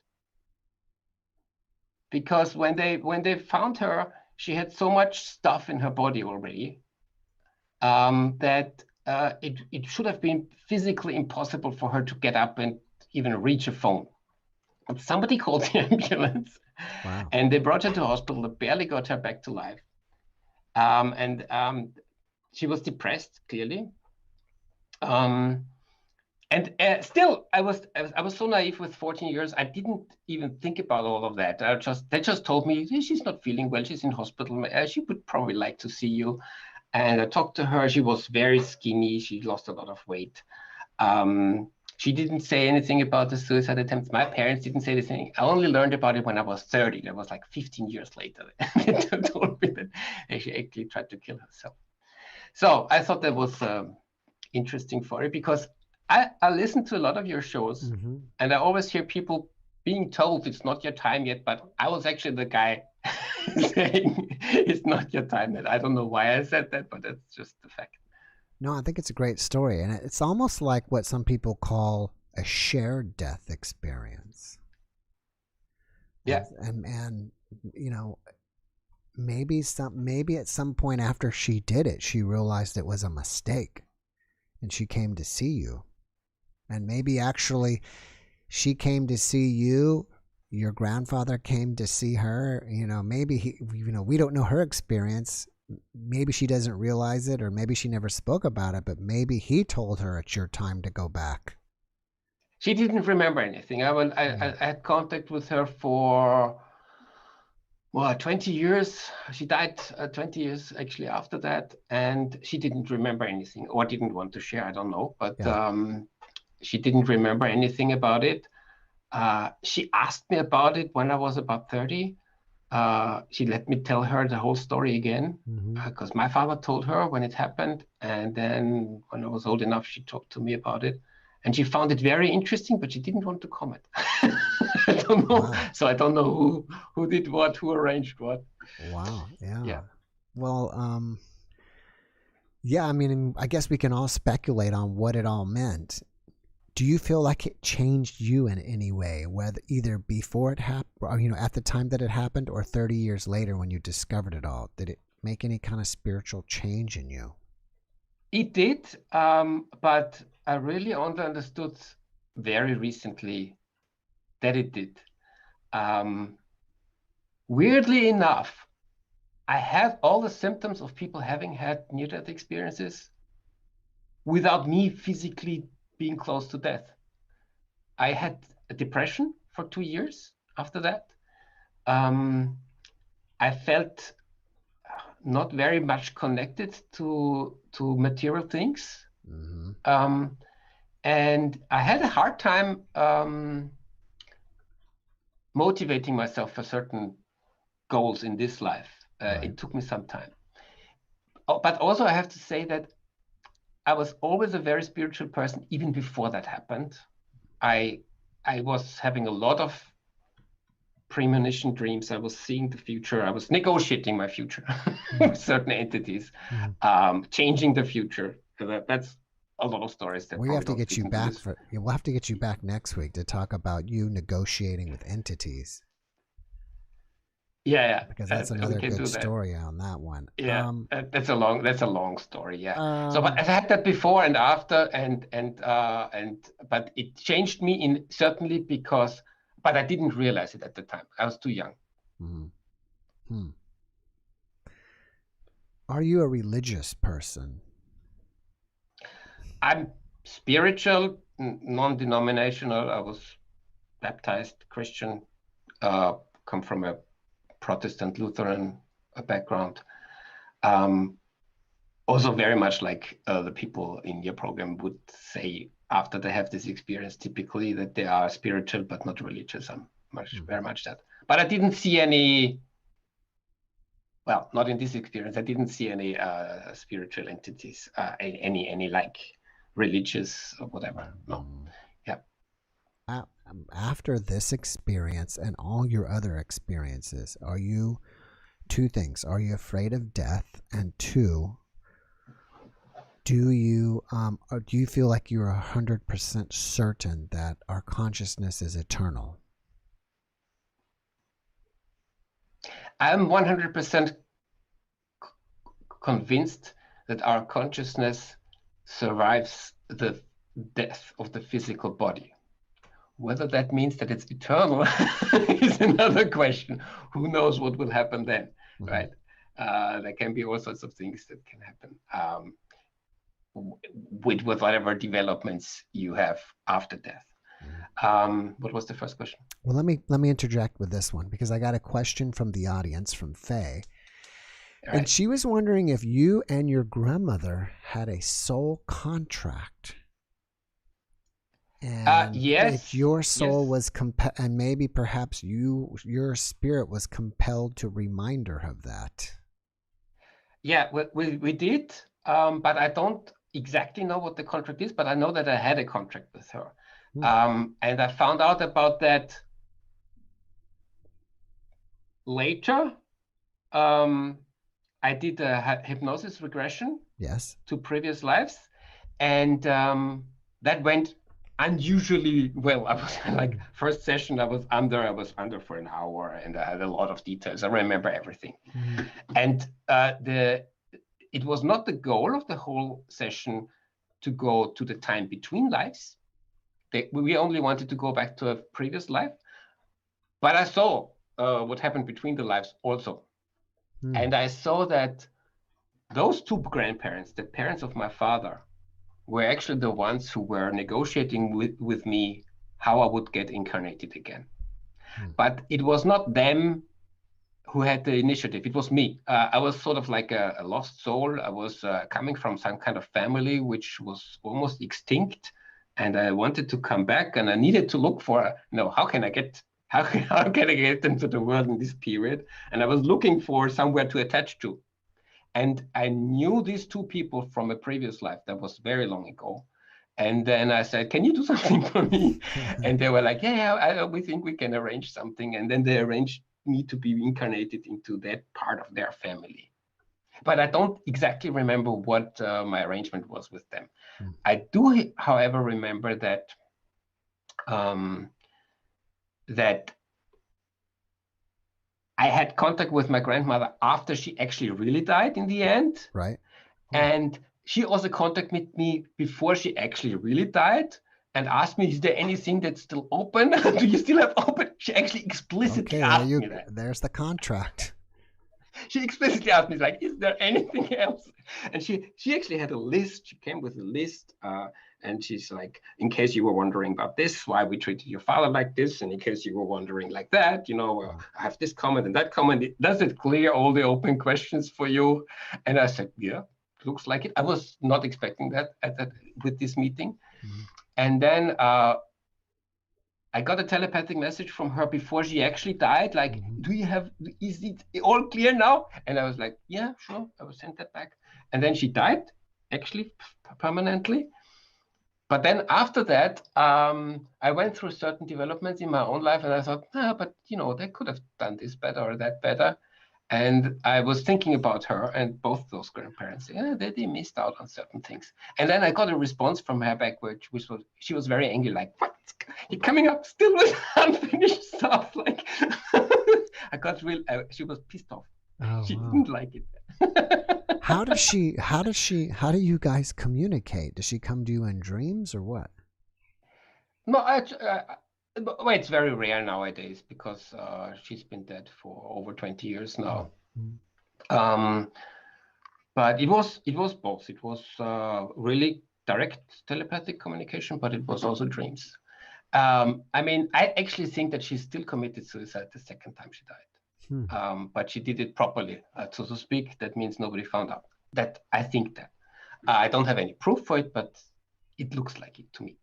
And then, so when I had contact with her after she actually really died, I saw her. I kept visiting her and seeing her, and I saw her in different stages of her development, so to speak. Like one stage was that she was in a room that was full with very deep purple furniture, like was very kitsch, lots of plush. She was not that type of person when she was alive, all plush, purple, whatever. And she was sitting there, and I came to visit her, and I said, what's all of that? Like, what's going on here? And she was like, but that's how I live now. You know, and she stayed in that room for some time, and then she got out of that, and then later we did trips together, and then I saw the life where we had contact before. In the Middle Ages, we went to some kind of small town. Well, in the Middle Ages, all towns were small, but small town, and I saw how we connected then and stuff. So it's dreams, but it's also awake. It's not as clear, of course, because when I'm awake, I turn off that stuff because it's irritating me, right? I want to have a normal life, but I get clear messages from time to time, like, okay, are we done with this now? Is this finished? Or what are you doing? It's still not moving on, things like that. You mentioned earlier that you had depression for 2 years, and earlier this night we've been talking about alternative medicine and different stuff. Do you mind sharing how you got through that? Well, first of all, I mean, I grew up. It's time. That's the most important factor. But the mechanism that I developed for myself to pull myself out of it was very much linked to where I was living at that time. I was in Vienna, and I was in a very traditional school. And I took the branch of the school that is the most traditional, the one where you learn ancient Greek and Latin and philosophy, like, I mean, the really hardcore traditional gymnasium, Austrian traditional school. Very classical education, right? And I used all that rationalism, philosophy, critical thinking to create a new person for myself. And that was the structure that I built for myself to pull myself out of the depression. The problem that was before, when I was in the depression, that it was all fuzzy. I knew that this life is very superficial, but I was flooded with stuff, and it was pulling me down. It was keeping me from being active. And I pulled myself out with basically rationality. It sounds kind of like you reinvented yourself. Yes. Well, that's great. That's great. And that's, I think, kind of what, some of these people are doing now is basically we're kind of on autopilot. 95% of our thoughts and behaviors are autopilot. We've kind of got to disrupt it and reinvent ourselves. So it kind of sounds similar to what you did. I'm not suggesting this is the this is the best way for everybody. Right. You also have to remember that I was in a certain age group. When I got out of the whole thing, I was 16. So I'm not sure whether the same approach would work at a different age. And if I've come across depressed people, some of them are friends. And the advice I would give to them is, take control of your life, learn to make decisions. What I learned about depression is the most significant part of depression is actually you not being used to making conscious choices. So that's the advice I would give to people, even though nobody gave me that advice, and it was not, maybe I did it subconsciously, but I would, if somebody is depressed and listening to this, I would suggest to them, focus on making choices, even if they are random, as long as it's your choice. Okay. Have some agency. I was going to ask you to repeat that. You said that you are not used to making conscious decisions. Is that what you said?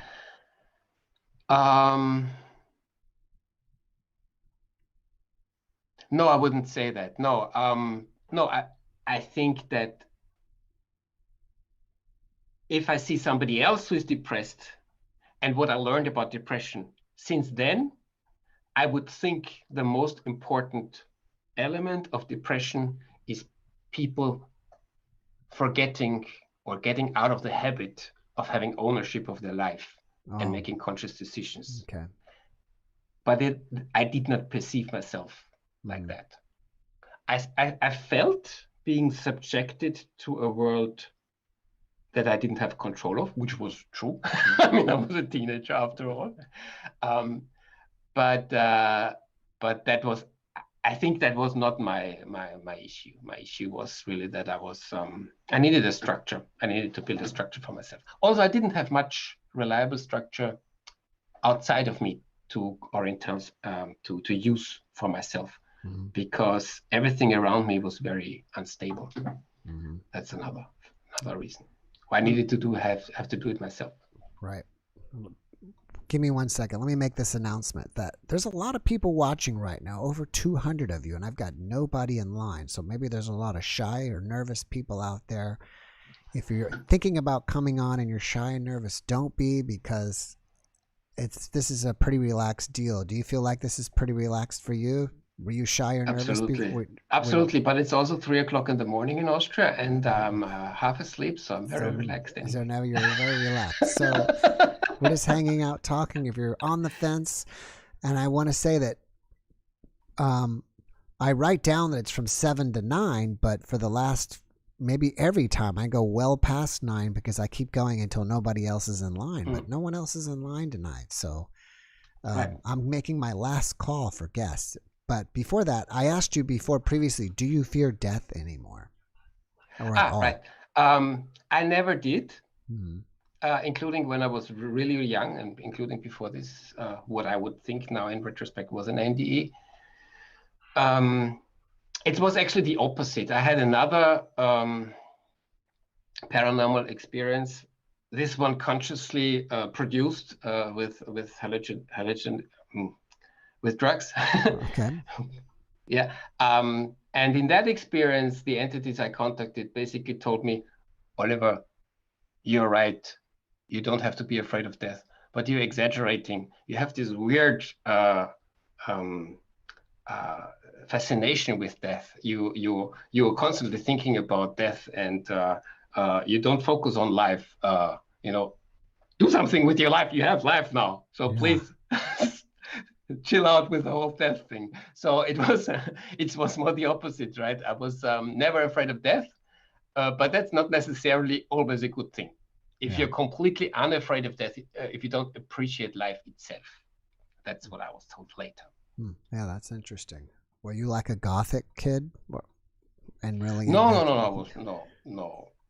I was never showing symptoms of my depression. I had quite a lot of discipline. I was functioning, but I was not fine. Wow.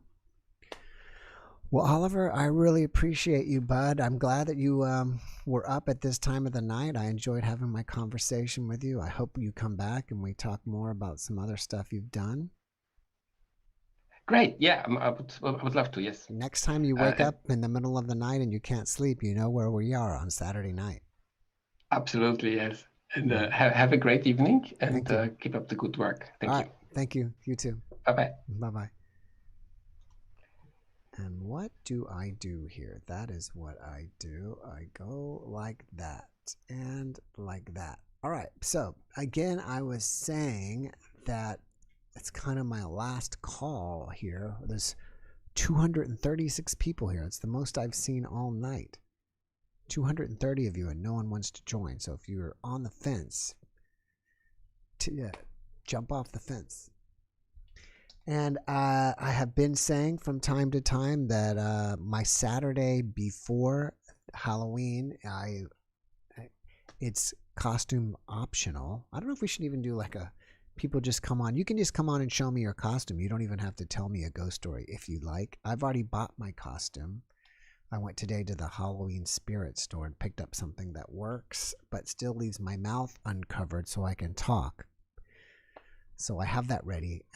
Officially, it's supposed to be ghost stories or spooky or scary stories to make it more fun since it's Halloween. But you can just show us your costume. Excuse me. On that note, yes, no Easter in there. Probably a lot of shyness I see out there. Okay. So far, since we still don't have any guests, do you have any questions for me that I can answer? And this is going to take 30 seconds, so I'll have to wait on that. One thing I never said about myself is I used to also practice acupuncture, and I didn't go to school for acupuncture or acupuncturist school. I got what they call, I was certified in medical acupuncture, which is kind of like a watered down version, and I learned a mixture of Japanese, Chinese, and Korean style acupuncture. Whereas probably traditional Chinese medicine is where you're full-on acupuncturists. They went to school and that's what they studied. If you go to one of those type of people and they have the degree of I guess it's a TCM degree, or it's actually, I think there's some other words, a diplomate in acupuncture or something. But I used to practice it from time to time, and I still kind of live by the theory. And there's a lot of great theories about acupuncture out there, and the previous person that was on here, she mentioned triple warmer, and we used to call it triple warmer or triple heater, and that's one of the meridian lines. You have like meridian lines or energy lines for organs, but then there's a couple others that are just completely other stuff. And that was, one of them was triple warmer. All right, so do you have any story of my own spiritual experience? I really don't. That's what makes the podcast so great, is it's not about my experiences. It's about the guests' experiences. And it's about your experience if you want to come and show it. But I don't really have much to share with you guys. I've had some weird dreams and some things like that, but nothing. I haven't had an OBE, or at least nothing that I confirm. I've definitely not had an NDE. So there's not a lot for me to share. But again, I like that because I've focused the podcast on the guests and not about me. Can you please say to my she loves hearing about this. Okay, from Maria. Hello to your daughter, Rose. I don't know if you're watching, but if you're watching, thank you so much for watching. Do I only go live on Saturday? Yes, I only go live on Saturdays. Yeah, that's basically it. I would go more if it was like these podcasts were like totally packed. Like if there was like, there was like at least 1,000 people here and there was so many guests, it was impossible to get to everybody and I was just wiped out. There's no way I could get everybody. Then I would add a second day. And hopefully we'll get there some point. Then we could do like a Friday night, Saturday night, or Saturday night, Sunday night. But until then, until we build this up together and get thousands of people here, we're on one night. And it can happen, before I get Kevin here in real quick. I kind of got live streaming from the video gamers. And it's amazing that some people will live stream their video gameplay and they can have 20 or 30,000 people watching people playing video games. So there's no reason why we can't get 10, 20, 30,000 people here watching. That would be really amazing. Can we all see Mara someday? Maybe we'll have to do something like when the channel hits 100,000 subscribers. I haven't celebrated. I'm so thankful for you guys. Hey, Kevin, give me 1 second. I'm so thankful for you guys for being a subscriber. And if you haven't subscribed, please subscribe. And if you haven't, hit the notification bell so whenever I post stuff, you'll get notified. But I'm so thankful for you guys. and I'm at 22,000. So that's awesome. But my goals are huge numbers. I mean, I want to get this channel up to 1 million people, and I feel like my first celebration should be at 100,000 subscribers, and I'll get one of those little silver awards, and then I would like to somehow celebrate that with you guys once I reach 100,000. So we're a fifth of the way there. And on that note, let's talk to Kevin. Kevin, can you hear me? So how you doing, Jeff? Great. How are you? Not too bad. Your mic's a little scratchy. Is it really? It's better. You're clearing it up, whatever you were doing. I see. Okay. Yeah, Can now you it's hear me better. okay? Yeah, it's just a hair distorted. Huh, I don't know why. You got a haircut. No, You I didn't? just don't have a hat on. Oh, that's what it is. I'm not used to seeing you without a hat. Yeah. So did you get a Halloween costume? No, not yet. Not yet. I've been very busy getting a bunch of other stuff done. Yeah? I still got time, though. Yeah, that's true. What is it? Today's the 9th, so you've got 21 days. Yeah. There's a Halloween store only 15 minutes from me There you go. that sells adult costumes, so Who do you think you would dress up as? I really don't know. I'd have to go in and see what they got and You go have to from see there. All right. Something to inspire me, I guess. All right. Well, what's been going on with you? I didn't see you last week. Yeah, I've just been very busy getting a lot of things wrapped up before winter comes and that. So I was trying to think of what story, true story to tell you tonight. Cause like I said, I've had so many paranormal things happen. It's right. And of course, the older I get, it's harder to remember them all. Mm. I've had so many happen. But it usually would always take place somewhere where there's had a history to it. Mm-hmm. So I thought maybe I'd tell you about one where I was living in a residence before I moved here where I live now. Mm-hmm. I was living down on our lake, and I got a roommate, and she's much older than myself. And we were rooming together there at this house that was built in 1944. Mm-hmm. And I didn't know this until after I moved. We lived there for 7 years. And never had anything out of the ordinary happen there ever until the last year before we moved. And one night, this happened in the winter time. Right before this happened, when all this started, we would hear a very loud knock at the back door, and it was a solid metal door. And thinking it was the landlord. And we'd look at each other and be like, what's he doing here this late at night? Because stay up till about 11 o'clock on a weekend. And heard him come up on the porch, heavy footsteps. He's a big, heavy guy. And he would always knock really loud. And anytime I would turn on the light and open the door, there was no window in it, so I couldn't see anything until the door was open. And there'd be a foot of snow on the deck and snowing out like crazy after I turned on the porch light, and there was no footprints, no nothing. There was nobody there. That's what started it all. That's how it began. Is it possible that kids were throwing snowballs at your door? No, I used to do that myself as a kid, so I know what that sounds like. No, this was a regular knock, a heavy knock on the door. And so that's when it began. That's how it began. But during that same winter, now this house was not meant to be lived in. It used to be a camp down on the lake, so it was uninsulated. This house would get so cold in the winter time that you could literally take your thumbnail and scrape frost off the inside of the windows. That's how cold it would get. We had high gas bills because the furnace was always on, always running. But I'm laying in my bedroom, and I had my bed up into the corner because it was a very small bedroom, and my bed was up into the corner, so you could only get off the bed from one side. And my door was all the way open to let some of the heat into this back room because it was freezing cold. This night it was like 10 below zero in January. And I'm just bundled up under the covers, laying on my back, had the covers all the way up to my neck. And because the door was open, the bathroom light was coming in. Bathroom was like adjacent from the bedroom, just a short little hall, and then right into the bathroom. And the bathroom light was on. And I saw my roommate come into my bedroom. And she walked past the one side of the bed that I'd get out of bed, and she came around to the foot, and she was wearing her bathrobe, pink bathrobe, and she had her back to me.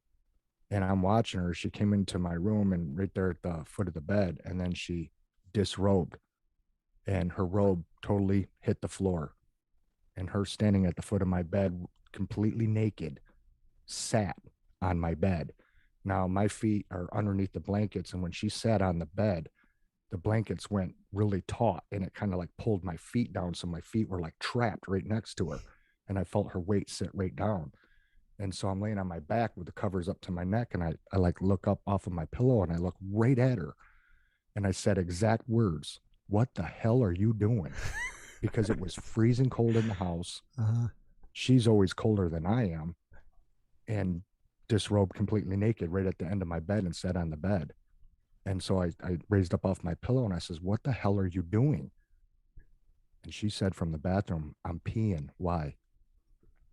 And I want to tell you what, Jeff, I was frozen in fear, because this thing that came into my room looked identical to her. I had no reason to believe it wasn't her.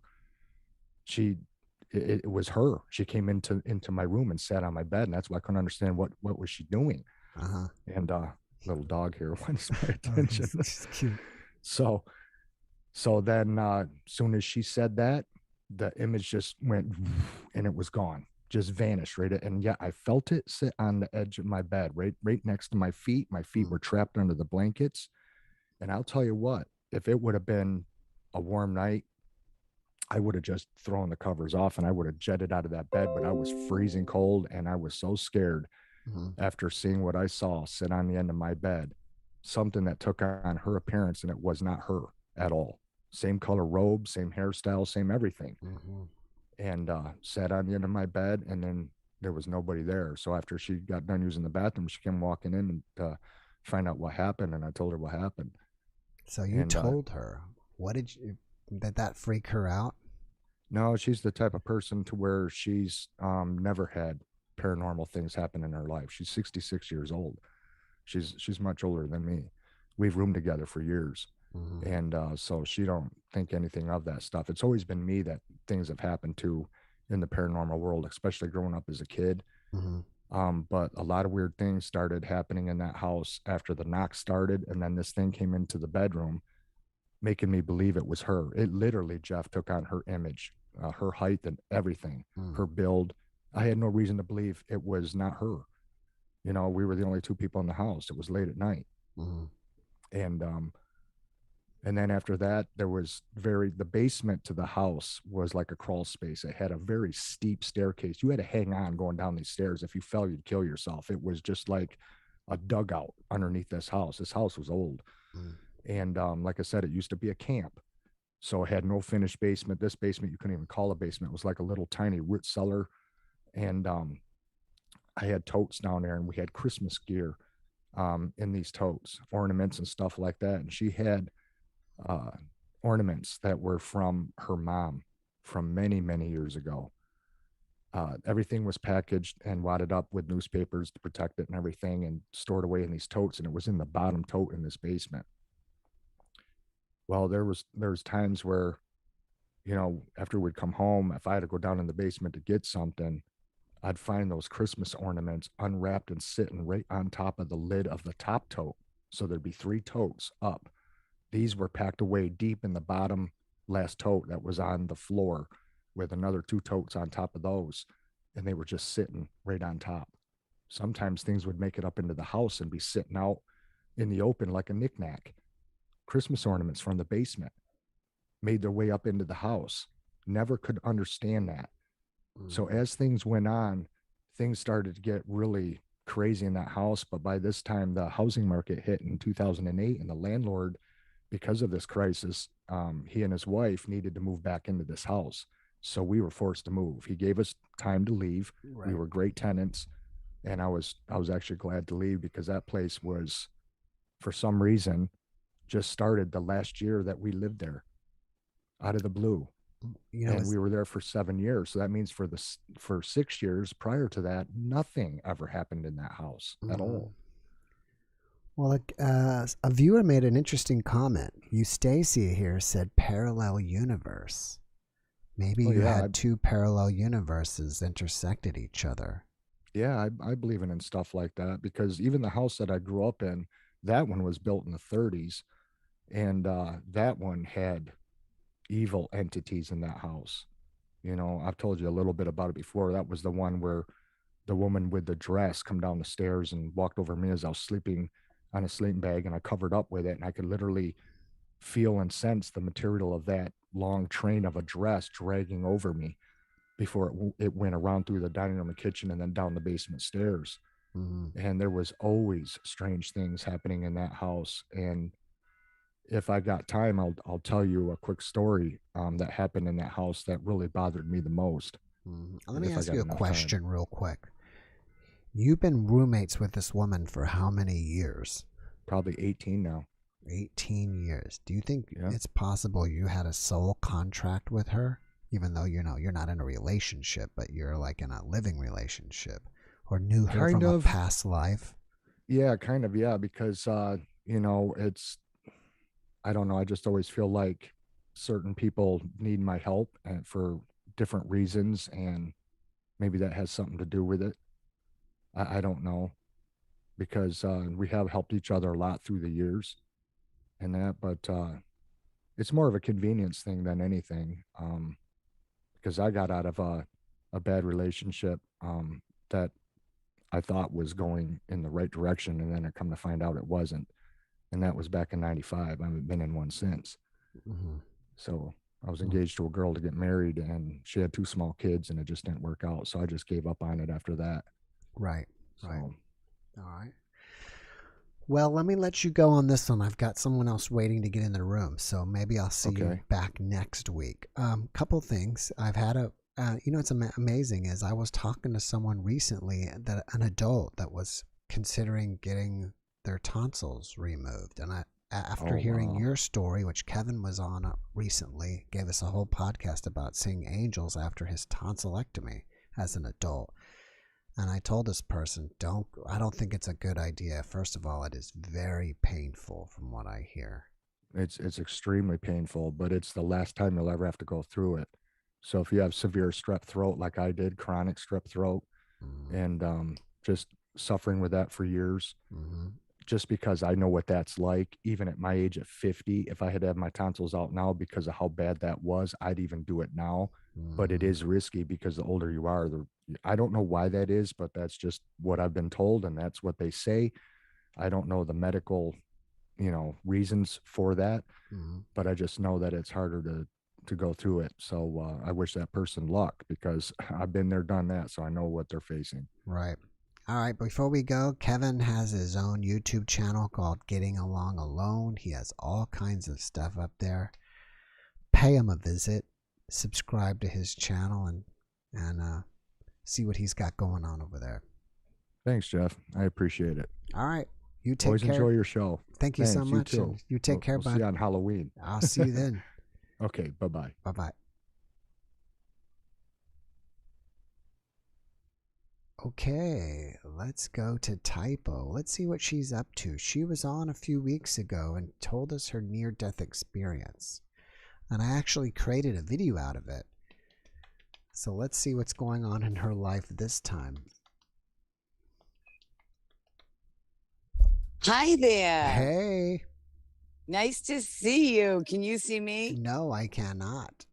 Oh, okay. Hold on. I couldn't return the sentiment because I can't see you.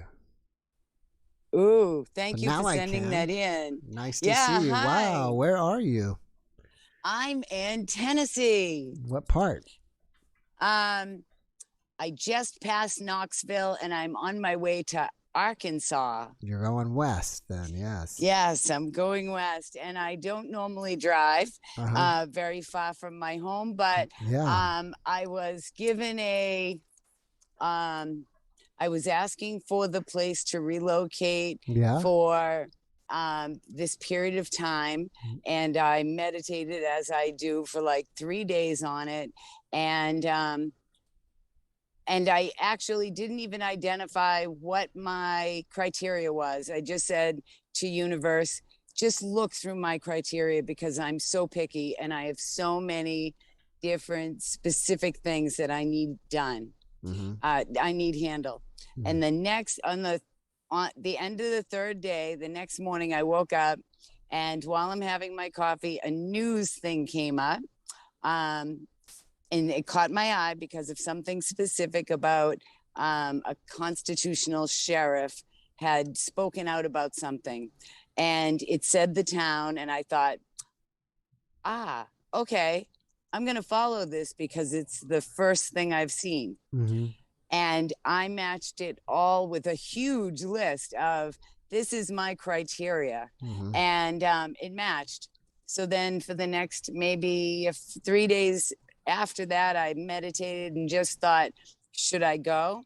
And I just kept feeling the urge from spirit to get in my car fast. So I said, well, if you make it work out, because I have kids and I have this and I have that, if you make it work out and everyone agrees and helps me and it works perfectly, I'll go, and I'll go as fast as I can. And as of right now, I haven't gotten lost, and it's been 2 days of driving. How cool is that? That's awesome. Now, are you moving there or just going to check it out first?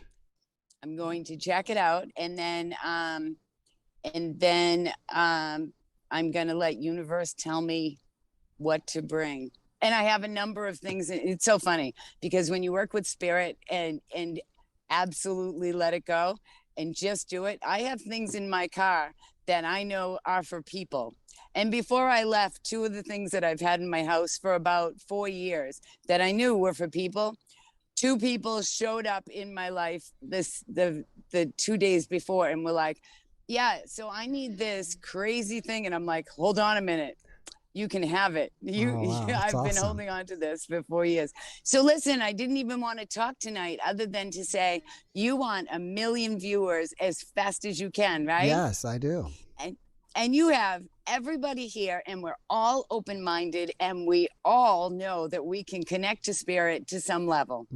So I think that I would really love to just take this moment and ask everyone, and I'm going to create a huge open line direct to consciousness, like direct to God.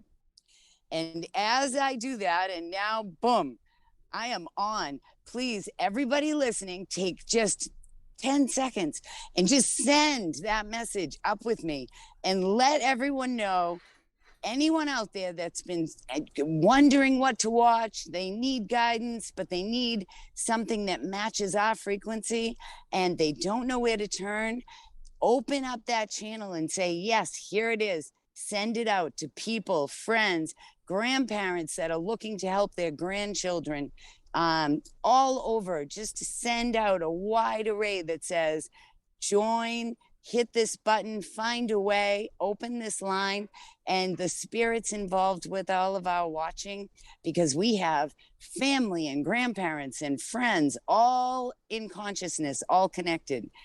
Have them send this link because you have a fabulous, healing, wonderful group that calls in about just about every different thing. So they don't have to have a near-death experience and they don't even have to relate. And they're going to find somebody that calls in that says something beautiful that gives them what they need to hear. So with that, I'm going to close out and I'm going to say thank you. And by the way, I can feel that energy flying in this line. So I just want to say thank you to everyone. And I'm going to close. Actually, I'll just leave that line up for people that see it in the future. I'm just going to leave that line up direct for anyone that sees this in the future. Feel free. Time does not exist. It's a 3D reality. So this line is open for you. Send it when you see this, whenever you see it. Thank you. You're terrific. I'm going to go now. Well, thank you so much. But I wanted to ask you, before you go, where are you going? What is the town? I don't have a town. I have a county. Okay. And within the county, I've actually found a very special one spot within the county. But I'll tell you, I'm going to probably say it wrong because it's so far into what I know, being back in Massachusetts, right? But the county is called Cleburne, Cleburne County. And the place that I think I'm choosing, but I'll tell you, I don't know squat other than I have a huge list of legal, quality of water, quality of air, quality of education, quality of meats, quality of organic growing, temperature ranges. Like my list just goes on for days. And so my town right now is Heber Springs. Heber Springs, Arkansas. Yes, isn't that just the wildest thing? And by the way, as soon as I found that, I talked to a girl that is a historian. She's fabulous. She's part of the grand jury and for the People's Grand Jury, which I am as well. And we're having trouble, of course, making criminals come to realize that they're doing criminal activity, right? So having trouble with that. But anyway, this historian woman is fabulous. So I happened to mention to her a couple of days after this came to me, that was the area, and she said, "Oh my God, do you know that's the place that a ton of like Navy, retired military, like all through she went through history of all of these places saying, when you want to retire, if you want like a really good place to make it through this period, try that county, Cleburne." Oh, wow. So there you go. I'll let you know how it goes. I didn't mean to get into this big discussion. Oh, no, I find it, as I said earlier, it's better to be interested in people and trying to be interesting. And I really find everybody interesting. And I really believe that everybody has an interesting story. And I love hearing about people and people's stories, and including this. And while you were talking, I just checked real quick because I was wondering if Heber Springs is there in the Ozarks, and it looks like it's right on the edge, and it looks like a really beautiful place. So far, so good. And I told everyone around me is all consumed by Boston reality, like Boston and Massachusetts and getting PhDs and working their way up the ladder and then latest promotion. And so I just go along and talk about their birthday parties, right? But in reality, when I'm in my own mode, then I get into 5D and what's going on in the Great Awakening. And this shift is going to be just fabulous, right? All the scary things we've ever heard, the scary bad things happen to the people that have been living 3D and making bad choices for money mostly, right? Or for other things that are 3D. And so all of this stuff of Revelations, if anyone's listening and they're like, "Oh my goodness, Revelations is so scary and we're doomed," right? It really means revealing and all of the truth that spirit people. I have tons of things I do wrong all the time. It's just who I am as a human. But as a spirit person, I know, yeah, of course I do bad things. I'm here to learn, right? Right. So I have my hangups. Everybody does. Sure. And so the revealing period is the truth coming out. So we learn new history. We learn new medicine. We learn all of education. We put these new systems in position over this period, while the bad realities, the bad education systems, the bad financial bribery, all that stuff, that crumbles. So for anyone listening who's been thinking, "Oh my goodness, this Revelations, it's the end times, it's the end of that, but it's the opening of consciousness exploring, so we can know what they did, go through a forgiveness period.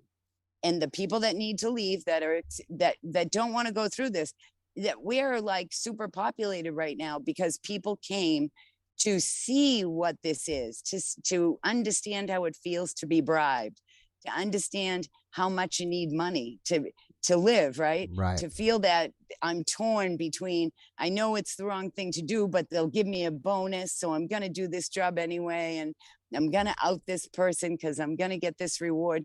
They want, as a spirit, we need to learn conflict so that we learn to go with we know who we are when we make the choice. So if I were being bribed on something and and bringing in big bucks, I might be psyched, right? But as a spirit, I'm learning my weakness, right? I'm learning, oh yeah, when I'm put in a position of I need food, I need heat, I need whatever, I'm gonna make those decisions because I need to in 3D, like that reality. So I just want to let people know that a lot of people are gonna leave over the next couple of years, and they know, like, they've made an agreement that it's time for them to leave. They don't want to be part of the next step, because that takes a whole different mindset. That takes 5D. Right. Right. I want to change the subject on you. I want to see something. I can't tell if there's an orb to the right of you or what's going on. It's a little to the right. To your my left, your right. If you hold the phone, let me see if I can see it. I don't know if that was Is this my right? Yeah, I don't know if it was a star in the sky, but I kept seeing this light around your head. But like I said, it could have been a star or what. The interesting thing is it's gone now. Oh, interesting. Well, so we know it's not a star, because if it's gone, it's gone. Just barely move your phone, maybe twist side to side a little bit to just see if it'll come back in the frame or something. No, it's not coming back. What if you tilt up and down a little bit like this?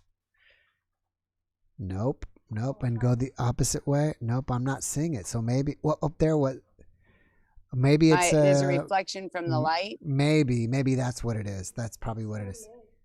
Yeah, because as you went that way, I saw it was like it's interesting. In the sky, it was white, but as it came across your face, it was green.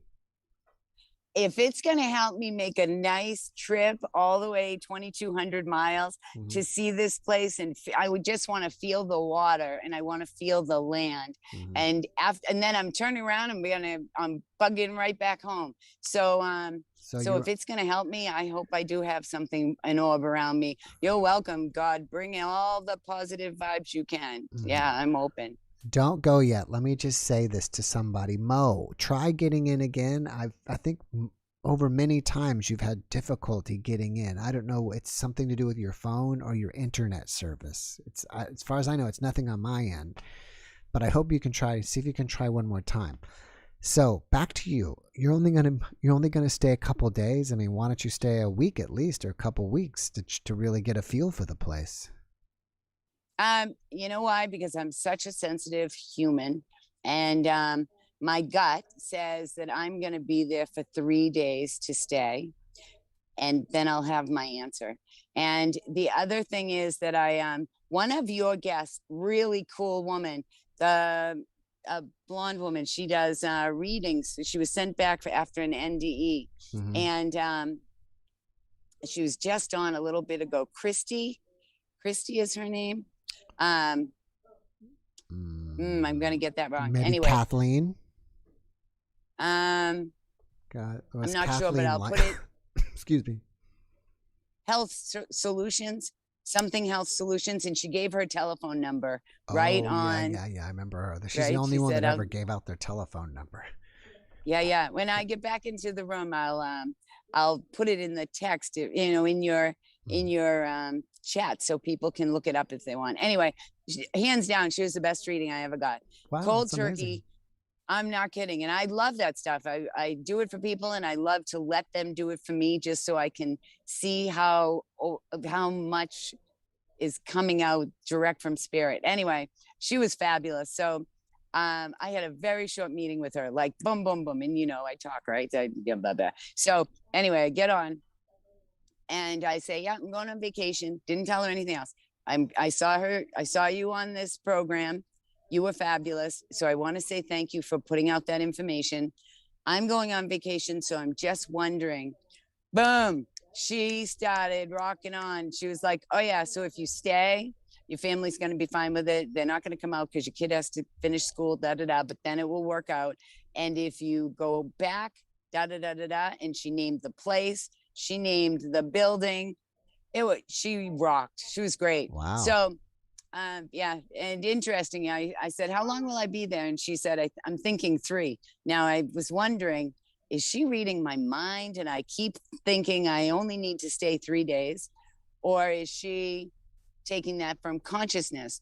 Well, I made a follow-up because I used 15 extra minutes and I wanted to pay her. So I made another appointment just to give her the extra money that she deserved and she earned.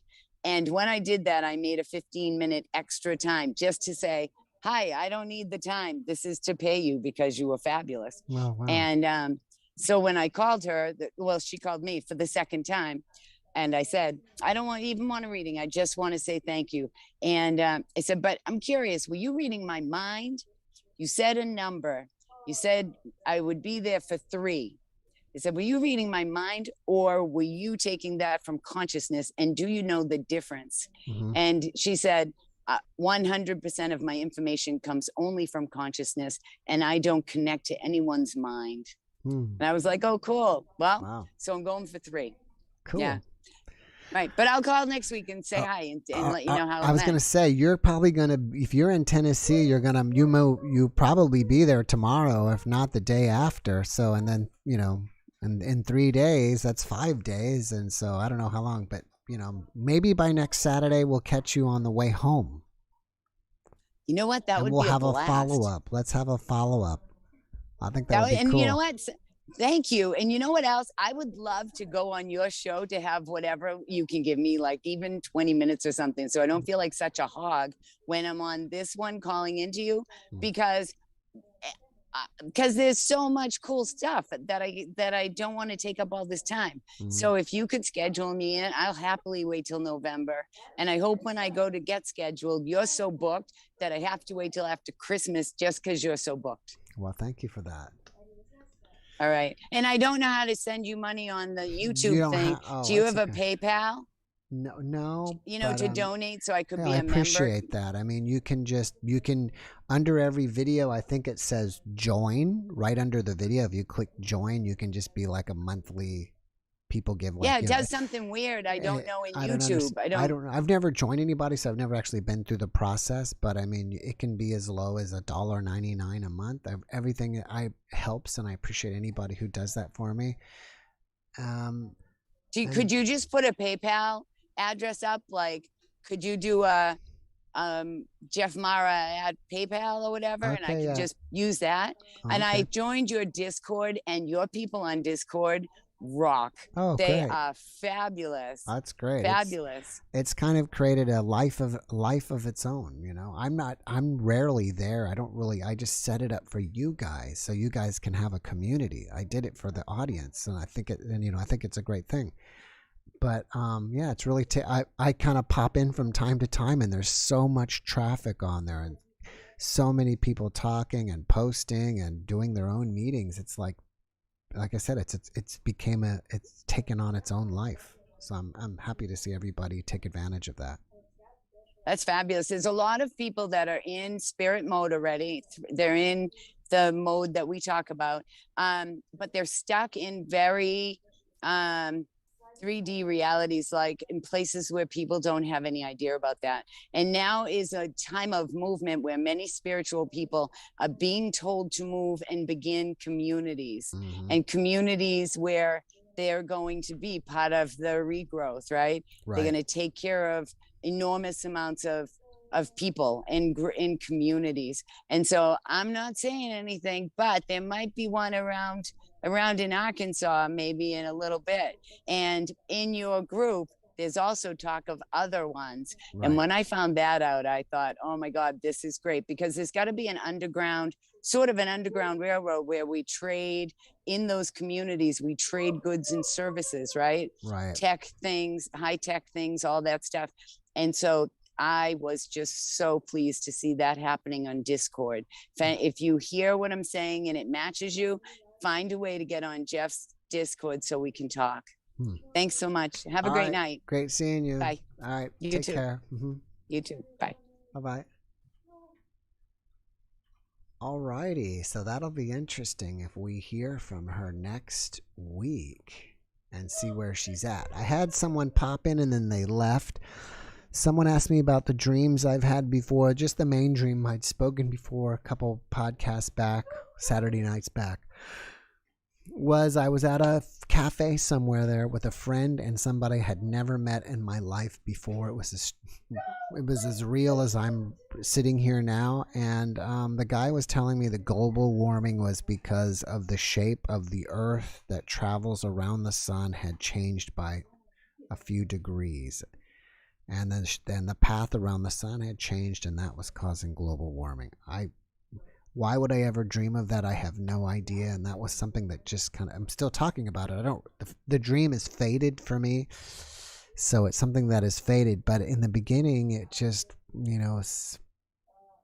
captured me for a while, right? And I wondered about it. Eventually I looked up, is that even possible? And they have a name for the shape, the way the Earth goes around the sun. It's not a circle. It's more of an oval.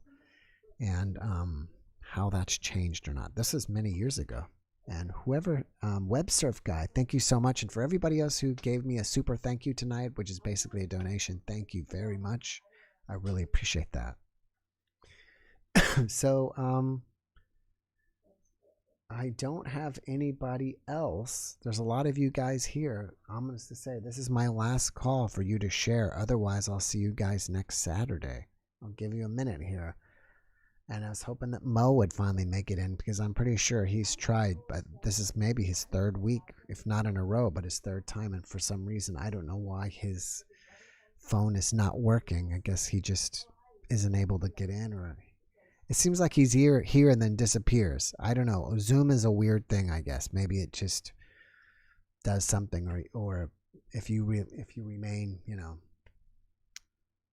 if you remain not doing anything, it just automatically kicks you out of the room. I don't know.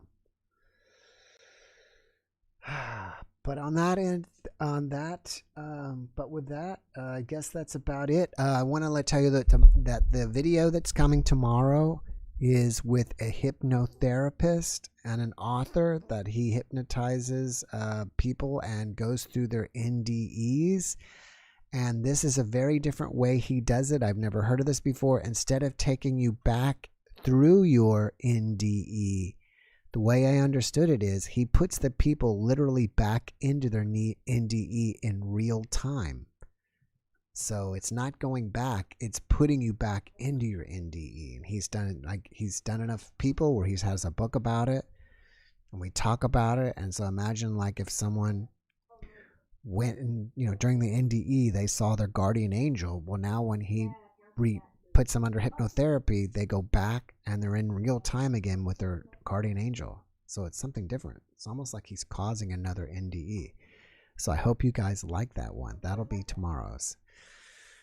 And on that note, thank you guys so much for hanging out with me. I really appreciate you guys. I wish you the best. Have a great rest of your weekend and stay safe out there. Take care and good night.